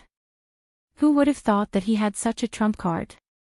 Thinking of this, Rong Jin actually felt dissatisfied with the Empress. Since I'm the chosen one, why didn't Mother tell me earlier? Why did she have to wait until today to tell me when I'm in such a desperate situation? Coincidentally, something happened to the Imperial Mausoleum, so it was even more inconvenient for me to enter the Imperial Mausoleum silently. Go over there and take a look. The rest of you, follow me. Suddenly, a group of people walked over. Rong Jin immediately hid his figure carefully, and he even hid his aura. At this point, a crane's cry came from the sky. Rong Jin knitted his brows. Father is already here. This is even more troublesome. If Situ Xingqian came with me, she might have been able to lure these people away. However, this was just a thought. If he did it again, he would still leave Situ Xingqian there. He had always been suspicious, and the matters involved were so important. No matter what, he wouldn't be at ease with her following him. After waiting at the same spot for a while and confirming that the patrolling guards had left, he then carefully moved forward. Just like this, even though it was a dangerous journey, Rong Jin still successfully reached the foot of Golden Inheritance Peak. Looking at the barrier in front of him and feeling the strong suppression, Rong Jin's mouth turned dry, and he couldn't help but nervously lick his lips. Then, he took out a box and softly muttered, "Mother, I'm sorry. Mother, you must help me this time." After saying that, he carefully opened the box. An engraved jade seal lay quietly inside. He picked up the item and slowly injected a stream of force into it. Stars gradually lit up on the seal. In the end, it formed a strange pattern. If Emperor Jiawen was here, he would know that the pattern on it was exactly the same as the key to Golden Inheritance Peak's barrier in his hands. This was the only thing in the box that the Empress carefully hid. She had painstakingly copied this from Emperor Jiawen secretly and found someone to carve it for her in private. She hid it for so many years just for this day. Buzz! Ripples suddenly appeared on the barrier. Then, an entrance appeared in front of Rong Jin. His heart crazily beat, and it was about to jump out of his mouth. Then, his figure flashed, and he entered the barrier. He didn't see that the barrier didn't close immediately after he entered. Instead, a strange pattern appeared on it. It was as if a gust of wind passed by. After a while, a faint light appeared on the barrier, and it finally closed again. Everything returned to normal. At this point, a group of people happened to pass by. Seeing that the barrier was perfectly fine, they didn't stop and continued forward. In the imperial mausoleum, Chu Luiyue sat on the throne. The golden walls in all directions had been stacked up high. Finally, they stopped when they were about to touch the river. The entire space seemed to have frozen, and only the barrier around Chu Luiyue was crazily burning. Chu Luiyue estimated that 15 minutes had passed, but the barrier was too strong, so the progress was very slow. After some time, a crack finally appeared on the barrier in front of her. Gotcha! The barrier broke. Mobile users, please browse and read. A better reading experience comes from Love Network.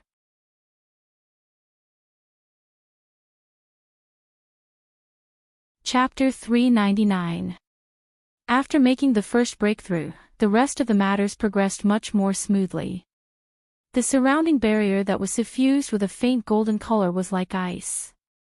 Under the burning of the transparent hellfire, it quickly melted. A flame fell and instantly ignited the golden barrier. Whoosh! With a crackling sound, the transparent flame instantly spread out along the ground. In an instant, the entire golden barrier was enveloped by the transparent flame. Chu Luiyue could clearly see that the countless pentagonal crystals accumulated on the barrier were gradually scattering into sand. Gradually, the same thing happened to the other golden barriers. Chu Luiyue was almost as if she was surrounded by endless hellfire.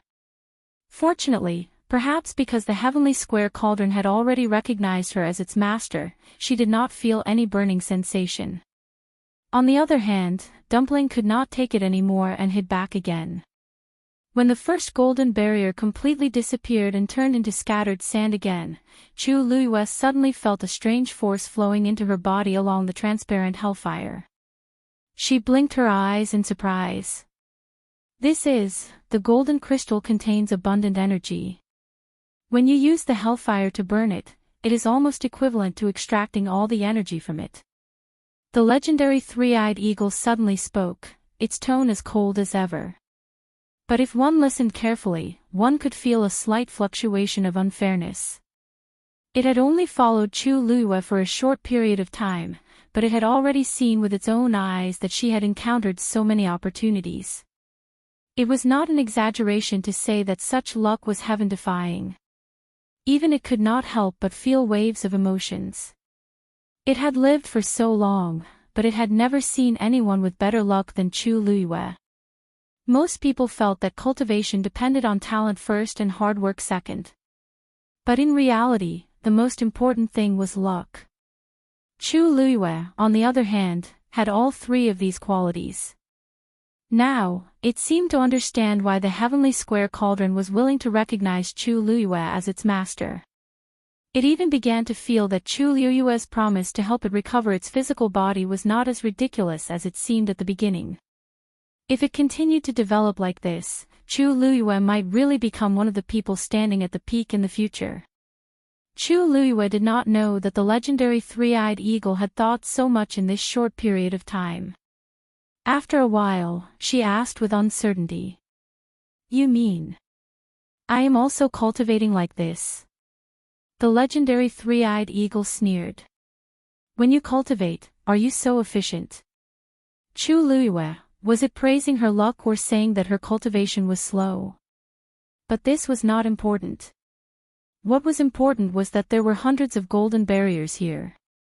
If she burned all of these, wouldn't her strength increase greatly? Ever since she entered the mausoleum, she had been tense. Chu Liyue clenched her fists and felt the rich force flowing in her body. She couldn't help but smile. Who would have thought that he would stumble upon such a good thing? If she could absorb all these powers, she would definitely. In that case, she should be grateful of the Hellfire Right. Where is he? Chu Liyue's expression turned serious. The two of them fell from the round plate together, but she did not see Mu Qinghe's figure until now. Could he be in trouble now? This thought flashed through Chu Liyue's mind, but she quickly threw it to the back of her mind. Even if Mu Qinghe was in trouble, it was not her place to worry. With his strength, it should be more than enough to deal with the troubles in the mausoleum. Chu Liyue shook her head and threw these distracting thoughts away. She sat cross-legged on the throne, held her breath, and began to cultivate. She closed her eyes and placed her hands on her knees. The heavenly square cauldron returned to her dantian. With a thought, she suddenly raised her hand. A transparent karmic fire flew out. Vigorous power surged from the surroundings and entered Chu Liyue's body. Her entire body felt as if it was soaking in a hot spring, warm and comfortable. The power flowed through her limbs and bones into her dantian, and finally gathered in the water droplet. It looked like a small droplet, but it was like a black hole, silently swallowing all the power that flowed in. Gradually, a pattern appeared on the water droplet. Chu Liyue's heart skipped a beat, and she increased her power. On one hand, she urged the karmic fire to burn, and on the other hand, she absorbed the power contained in it. She did not know if it was an illusion, but she vaguely felt that the karmic fire in the heavenly square cauldron seemed to be burning more vigorously than before. This feeling was very subtle, but soon, Chu Liyue confirmed her thoughts. The heavenly square cauldron had indeed absorbed the power in the golden fortress. Its overall aura was clearly stronger than before. Even the legendary three-eyed eagle was shocked. How could this be? The heavenly square cauldron is actually absorbing the power here.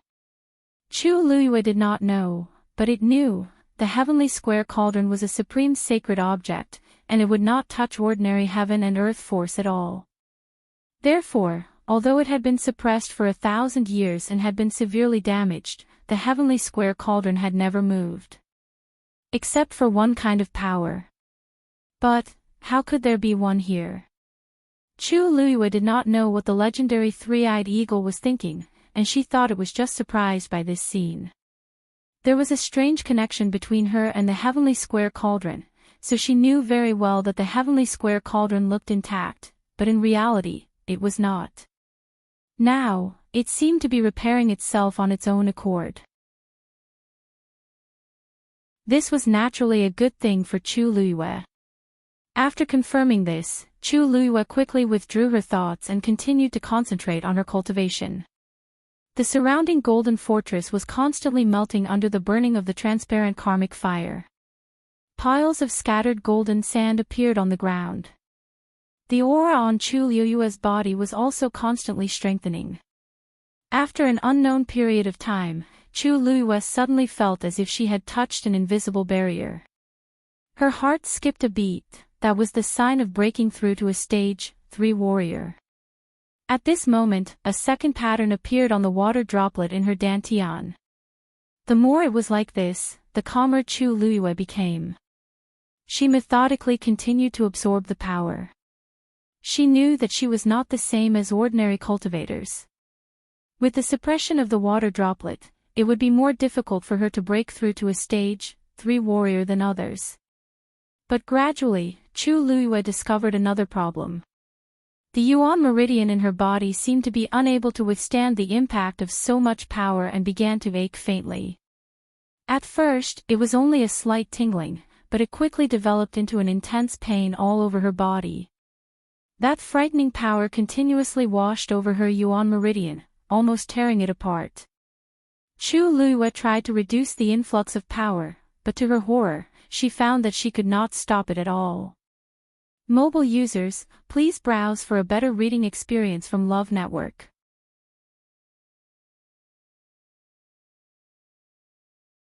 Chapter 400. She tried again, but it was to no avail. It was as if a huge sluice gate had been opened, and the flood was pouring down. It was not that easy to close the sluice gate again. That terrifying power was still washing Chu Luiyue's yuan meridian. Following this process, the pain all over her body became more and more intense. Chu Luiyue clenched her teeth, and a trace of blood slowly seeped out from the corner of her mouth. She finally felt a little worried. If this continued, her yuan meridian would not be able to withstand it. It would be injured at best, and destroyed at worst. Chu Luiyue did not want her yuan meridian to be damaged again. Legendary three-eyed eagle, do you have any ideas? In a moment of desperation, Chu Luiyue did not care about anything else. The legendary three-eyed eagle also realized that something was wrong, but when it heard Chu Luiyue's words, its reply was even colder. You are the owner of the heavenly square cauldron. If even you can't control it, how can I? It was trapped inside. Although it did not want to admit it, in this aspect, it was indeed incomparable to Chu Luiyue. Chu Luiyue's heart slowly sank. Was she really going to sit here and wait for death? The heavenly square cauldron is not the only thing you can't control, right? The legendary three-eyed eagle's words immediately woke Chu Luiyue up. She carefully sensed it and shockingly realized that she could not stop the process. On one hand, it was because of the heavenly square cauldron. On the other hand, it was because of the water droplet in her body. Whether it was the heavenly square cauldron or the water droplet, they both seemed to desire the power of the golden fortress. Hence, they were constantly absorbing it. She wanted to stop, but she was being attacked from both inside and outside. Chu Luiyue clenched her fists, and her body tensed up. This was not the first time she could not control the water droplet. No, it should be said that from the beginning until now, she had never been able to take the initiative. She finally could not hold it in anymore. She clenched her teeth and shouted at the water droplet in her heart. Hey! You should at least consider my life. Although she wanted to break through, she did not want her body to explode and die. The two lines on the water droplet swayed slightly. For some reason, Chu Luiyue actually felt a trace of disdain. In the next moment, a tiny water droplet flew out from it. With a bang, it transformed into a myriad of splashes and flew towards Chu Luiyue's limbs and bones. Chu Luiyue suddenly felt that this scene was somewhat familiar. Wait a minute. Didn't she experience the same thing when she repaired her yuan meridian? At that time, it was because of this extra step that she was able to obtain the Daijing yuan meridian. Chu Luiyue's heartbeat suddenly quickened. Immediately after, she could clearly feel those tiny water droplets fusing into Chu Luiyue's yuan meridian. Faint starlight appeared clearly. As expected, the pain in that area instantly disappeared. Chu Luiyue subconsciously held his breath. This water droplet was indeed able to temper the yuan meridian. Very quickly, the yuan meridian in her entire body had been thoroughly nourished. It became even more lustrous and tough. The pain from before had completely disappeared, and the energy from the outside had begun to surge into Chu Luiyue's body at an even faster speed. Chu Luiyue felt the yuan meridian in her body, and her heart was beating wildly. In fact, the Daijing Yuan meridian was also divided into 3 grades, upper, middle, and lower. Although she also had the Daijing Yuan meridian before, it could only be considered as lower and barely reached the threshold of the Daijing Yuan meridian. But now, she could clearly feel that her Yuan meridian had become stronger than before. If she continued to temper it, perhaps, she would one day possess the Tianjing Yuan meridian again. Suddenly, Chu Luiyue had an idea. She controlled the force that had just surged in and struck towards her dantian. Crack! A soft sound rang in her mind. On the round and clear water droplet, the 3rd line slowly appeared. Rank 3 Warrior. Digression, there will be a small supper later. Mobile users, please browse and read. A better reading experience comes from Love Network.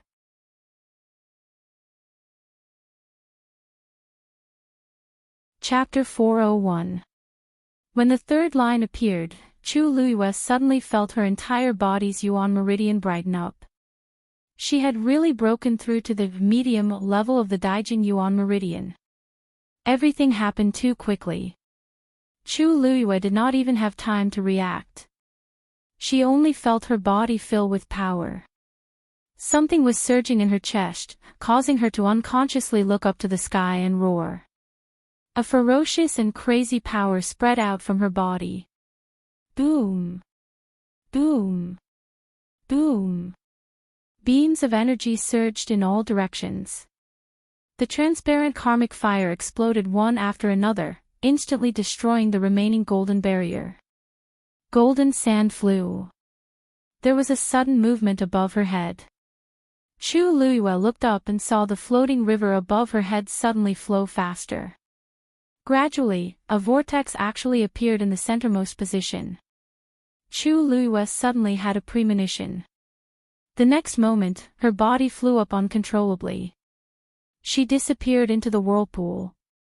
After Chu Luiyue's figure completely disappeared, the entire space fell silent again. Moments later, the golden sand on the ground began to slide back along the cracks. The lonely throne suddenly shattered. It turned into countless fragments and was completely annihilated. On the other side, although Chu Luiyue was forced into the whirlpool, she did not feel any discomfort. The water flow was slow and gentle, as if it did not have any offensive power. However, the heavy power contained in it made Chu Luiyue not dare to let down her guard. She looked around and realized that she was in the middle of the river. However, there seemed to be a transparent barrier around her that blocked everything. After looking for a while, she only had one word in her heart to describe the current scene. Dazzling. At this moment, she could clearly see that the bright silver spots in the river were actually pentagonal sequins. They mixed together and emitted a dazzling light. They reflected on each other, making the entire river appear incomparably brilliant, like the Milky Way in the dark night. Chu Luiyue felt that she was being swept forward by the water flow, but she did not know where she was going. She curiously moved closer and looked at the sequins. Suddenly, her gaze focused as if she saw a scene flash past one of the sequins. However, the sequins quickly floated away, and Chu Luiyue could not see it clearly. Her heart skipped a beat as she looked at the other sequins. After a while, she saw a figure appear on one of the sequins. Unfortunately, the sequin seemed to be covered by a layer of gauze, and the figure's appearance could not be seen clearly. Chu Luiyue stared at it for a while, but still could not see it clearly. She suddenly recalled the previous scene. When the man in the black robe appeared and told her to look up, she saw that strange yet familiar scene. Could it be related to these things? Just as Chu Luiyue was thinking about this, her eyes lit up. A surge of power came from behind her and lifted her up. Her body finally jumped out of the river. He landed on a piece of land. When she stabilized herself, she was shocked. This was actually a lake. The water was clear and calm. The water at the edge of the lake in front of her, there was a huge golden dragon's head. At this moment, silver river water flowed out of it quietly and poured into the lake. She seemed to have come in from there just now. Chu Luiyue looked back and her pupils constricted.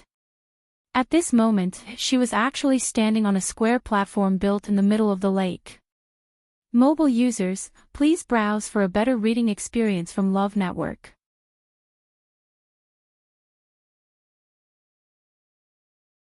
Chapter 402. This platform was made of black jade.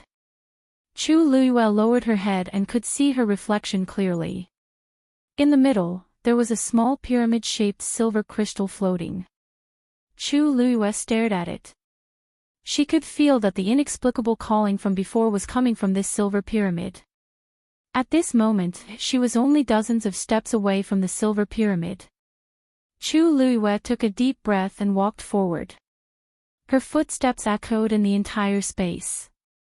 Chu Luiyue could even hear the sound of water flowing slowly into the lake behind her. No, not just behind her. There were also other directions. Chu Luiyue suddenly realized something and turned her head to look around. As expected, other than the golden dragon head, there were similar existences in the other three directions. On the left was a red dragon head, and on the right was a green one. Beyond the silver pyramid floating in front of her was a brownish-yellow dragon head. Chu Luiyue suddenly understood something. Everything here was indeed arranged according to the 5 elements. Metal, wood, fire, and earth had all gathered here. And the remaining water was undoubtedly the endless stream of water that was pouring in. The 5 elements were complete, and they reinforced and restrained each other, forming a perfect sealed space. Chu Luiyue frowned slightly. If she had fallen to the gold position just now, then where was Mu Qinghe? She looked around carefully again, but did not find Mu Qinghe. Strange, based on Mu Qinghe's strength, there should be no problem for her to deal with these situations. He should have arrived here before her. Chu Luiyue thought for a moment, then put this thought aside and continued walking forward.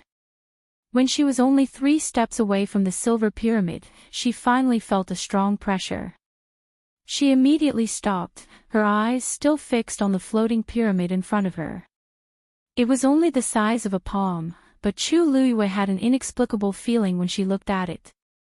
It seemed like it could contain everything. She did not know where this feeling came from, but it became stronger and stronger. Suddenly, Chu Luiyue's eyes narrowed. On one side of the silver pyramid, she actually saw a familiar figure. It was Mu Qinghe. At this moment, he was standing in a strange space, surrounded by intertwining green vines. Chu Luiyue suddenly realized something. Mu Qinghe had entered the wood position. He stood in the middle, holding a long sword in his right hand. Countless broken branches and leaves were scattered around his feet. It seemed that he had just experienced a difficult battle. His body was stained with blood, and he looked quite miserable. With his head lowered, Chu Luiyue couldn't see his face clearly, let alone his expression. However, his body was trembling slightly. Although it was very small, Chu Luiyue, who was most familiar with him, could easily detect it. Chu Luiyue frowned. What's wrong with him? Mu Qinghe had always been decisive. Even in the face of death, he would not feel the slightest bit of fear. When he appeared like this, it usually meant that he was close to collapse. But this was just a strange space. It might not even be a threat to his life. Why was he like this?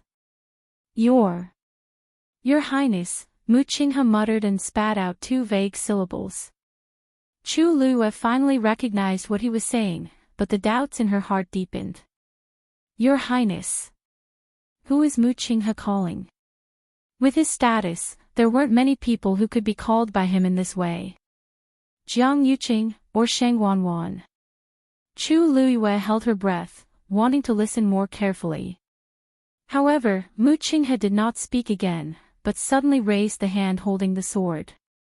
Chu Luiyue suddenly sucked in a breath of cold air. She widened her eyes in horror. She saw that Mu Qinghe's wrist had been pierced by a green vine that was as thick as a thumb. The green vine was tightly wrapped around his wrist, spreading all the way to his shoulder. Chu Luiyue could even see that his palm had become red and swollen because of the lack of blood.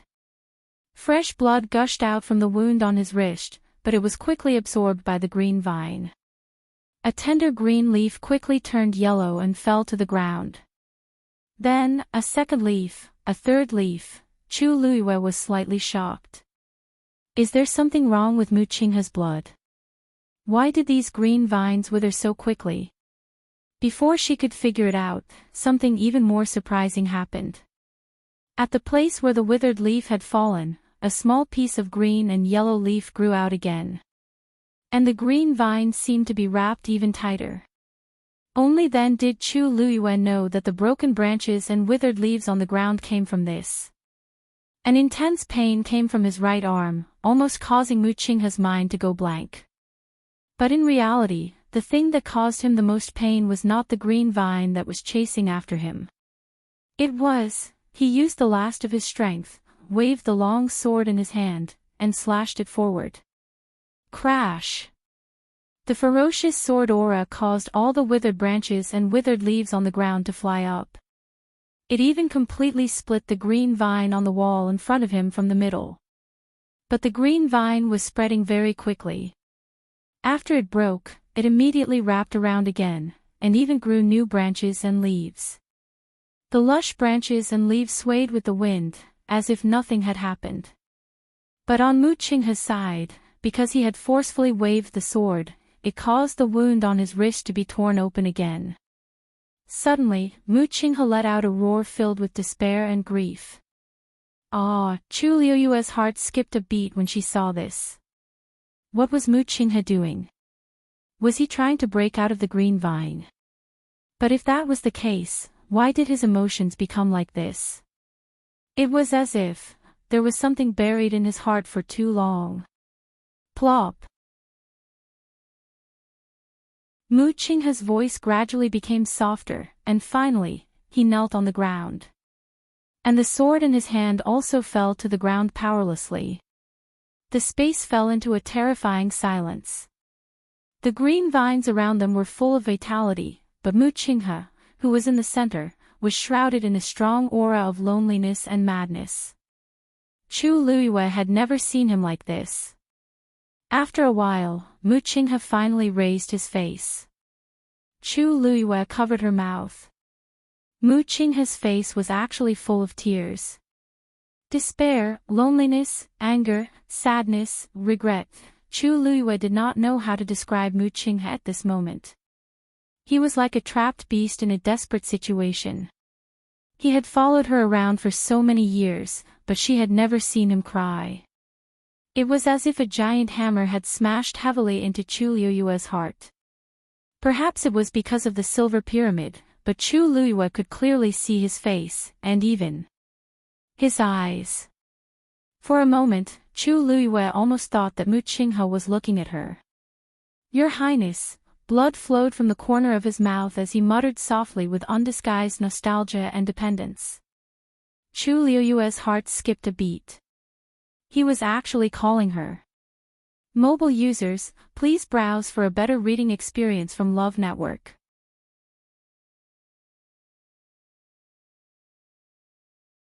Chapter 403. Chu Luiyue could not be mistaken. Mu Qinghe was definitely calling her. In an instant, Chu Luiyue's heart was filled with complicated emotions. Surprise, relief, doubt, expectation, apprehension. She did not know how to describe her feelings at this moment. Because she had never thought that Mu Qinghe would call her in such a tone. It was just like, when she had just brought back that shabbily dressed young man, he did not know anything and could only beg her in embarrassment. Your Highness, what is this? Your Highness, why? Your Highness, will I really not cause you trouble? Your Highness. Chu Luiyue still remembered how he looked when he said those words. At that time, she actually liked to see him embarrassed and distressed. Those people in the palace were all very shrewd. When they treated her, they were always eager to please her, but also cold and indifferent. At that time, she thought that Mu Qinghe was different from others. She always thought that he truly and completely trusted and relied on her. Mu Qinghe also once said that he would be loyal to her forever and give her everything, not just his life. It was also because of this that Chu Luiyue treated him with more patience and tolerance than others. But later, Chu Luiyue clenched her fist and unconsciously bit down. The sharp pain made her sober. Chu Luiyue shook her head violently, trying to clear those memories. However, the more she tried to clear them, the clearer the images in her mind. Compared to Mu Qinghe's tear-stained and sorrowful face, Chu Luiyue only felt that it was extremely ironic. Her lips curved into a self-mocking smile. Mu Qinghe, when you knew that Sheng Wanyu died, did you feel as sad as now? Or did you already know what was going to happen? Chu Luiyue closed her eyes. When she opened them again, her eyes had regained their calmness. Looking at Mu Qinghe's current appearance, he should have seen something like her and been greatly agitated. This made Chu Luiyue even more curious about his motive for coming here. He definitely didn't come all the way here to be tortured or even repent. Chu Luiyue looked at the silver pyramid in front of her. Could it be because of this thing? What Chu Luiyue didn't know was that when she left the previous space and stood in the middle of the lake, a quarter of the slowly spinning circular plate on Golden Inheritance peaks suddenly lit up. When Emperor Zhaowen, who was thinking of ways to enter but still couldn't figure out what was going on, saw this scene, his eyebrows harshly twitched. It was already shameful enough to be rejected by his ancestors' mausoleum. Now, he had to watch someone else enter and break through one of the checkpoints. How could he accept this? Besides others, he clearly knew the Imperial Mausoleum secret. Once the plate lit up completely, the Imperial tomb, thinking of this, a few more wrinkles appeared on Emperor Zhaowen's brows. Sensing his aura, Elder Zhongqi and the rest trembled in fear and didn't dare to make a sound. Elder Yi stood at the side and saw this scene, and his gaze changed. Your Majesty, we can't wait any longer. We must immediately think of a way to enter. If not, of course, I know. But I tried many times just now, and I couldn't enter. Emperor Zhaowen was frustrated, and he almost couldn't control his tone when facing Elder Yi. Elder Yi knew that he was agitated, so he didn't take it to heart. Instead, he frowned and said, if we can't enter from here, then, what about other places? Emperor Zhaowen was dazed. Suddenly, he had an idea. Right. There's a second entrance to the Imperial Mausoleum. The Imperial Mausoleum has existed for thousands of years, and it usually won't open. But as time passes, it needs to be repaired occasionally. Hence, the Imperial Mausoleum has a small entrance that's specially for people to enter and exit. Even though there's a chance to enter from there, how can I care so much now? Emperor Zhaowen immediately said, Elder Yi, please come with me. Now that the Imperial Mausoleum has been broken into, and the other party's abilities are unpredictable, I feel more at ease with Elder Yi accompanying me. Elder Zhongqi was about to ask to go together when Emperor Zhaowen coldly and quickly ordered, you guys continue to guard here. If there are any abnormalities, immediately inform me. If those two people come out from here, you have to catch them no matter what. Elder Zhongqi and the rest could only hurriedly agree. Emperor Zhaowen jumped onto the black-necked red-crowned crane's back again, and with a thought, they flew to the middle of the mountain. Elder Yi turned around and stared at the circular plate. For some reason, he felt slightly uneasy. But then, he turned around and followed Emperor Zhaowen. The duo's figures quickly disappeared from the top of the mountain. At the same time, Rongjin had already silently climbed to the middle of the mountain.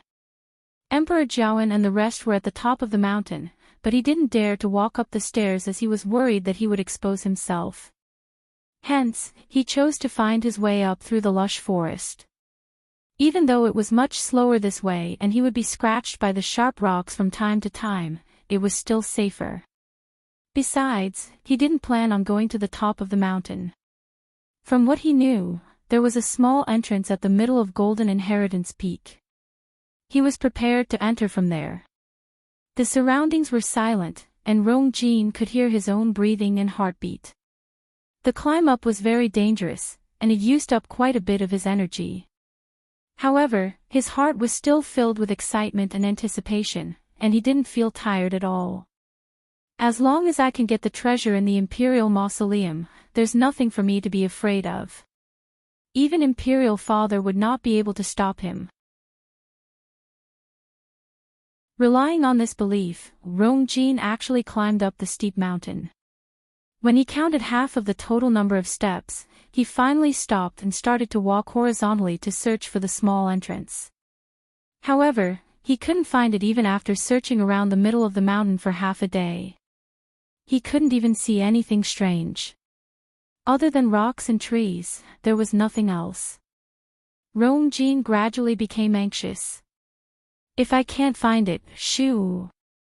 Suddenly, a distant cry was heard. Rong Jin's heart suddenly rose. He looked up. The black-necked red-crowned crane was flying over. Who else could it be but Imperial Father sitting on its back? Elder Yi was following behind it not far away. Rong Jin was very anxious as he hurriedly found a huge rock and carefully hid his figure. Then, Emperor Jiawen and Elder Yi landed on a small piece of empty land not far away from him. Emperor Jiawen sighed. It's here. Elder Yi lightly nodded, but he suddenly noticed something as he looked in Rong Jin's direction. At that moment, Rong Jin's heart almost stopped beating. He didn't notice a slight ripple covering him. Emperor Jiawen saw that Elder Yi's expression was amiss, and he couldn't help but ask, Elder Yi, why are you here? Elder Yi, what's wrong? Suspicion flashed across Elder Yi's eyes as he shook his head. Nothing. I saw wrongly. Emperor Jiawen nodded in understanding and didn't take it to heart. He looked serious as he raised his hands. Boz. Mobile users, please browse and read. A better reading experience comes from Love Network. You're tuning into the Journey of the Soul YouTube channel. Don't forget to subscribe and join us on this journey to catch the most captivating stories.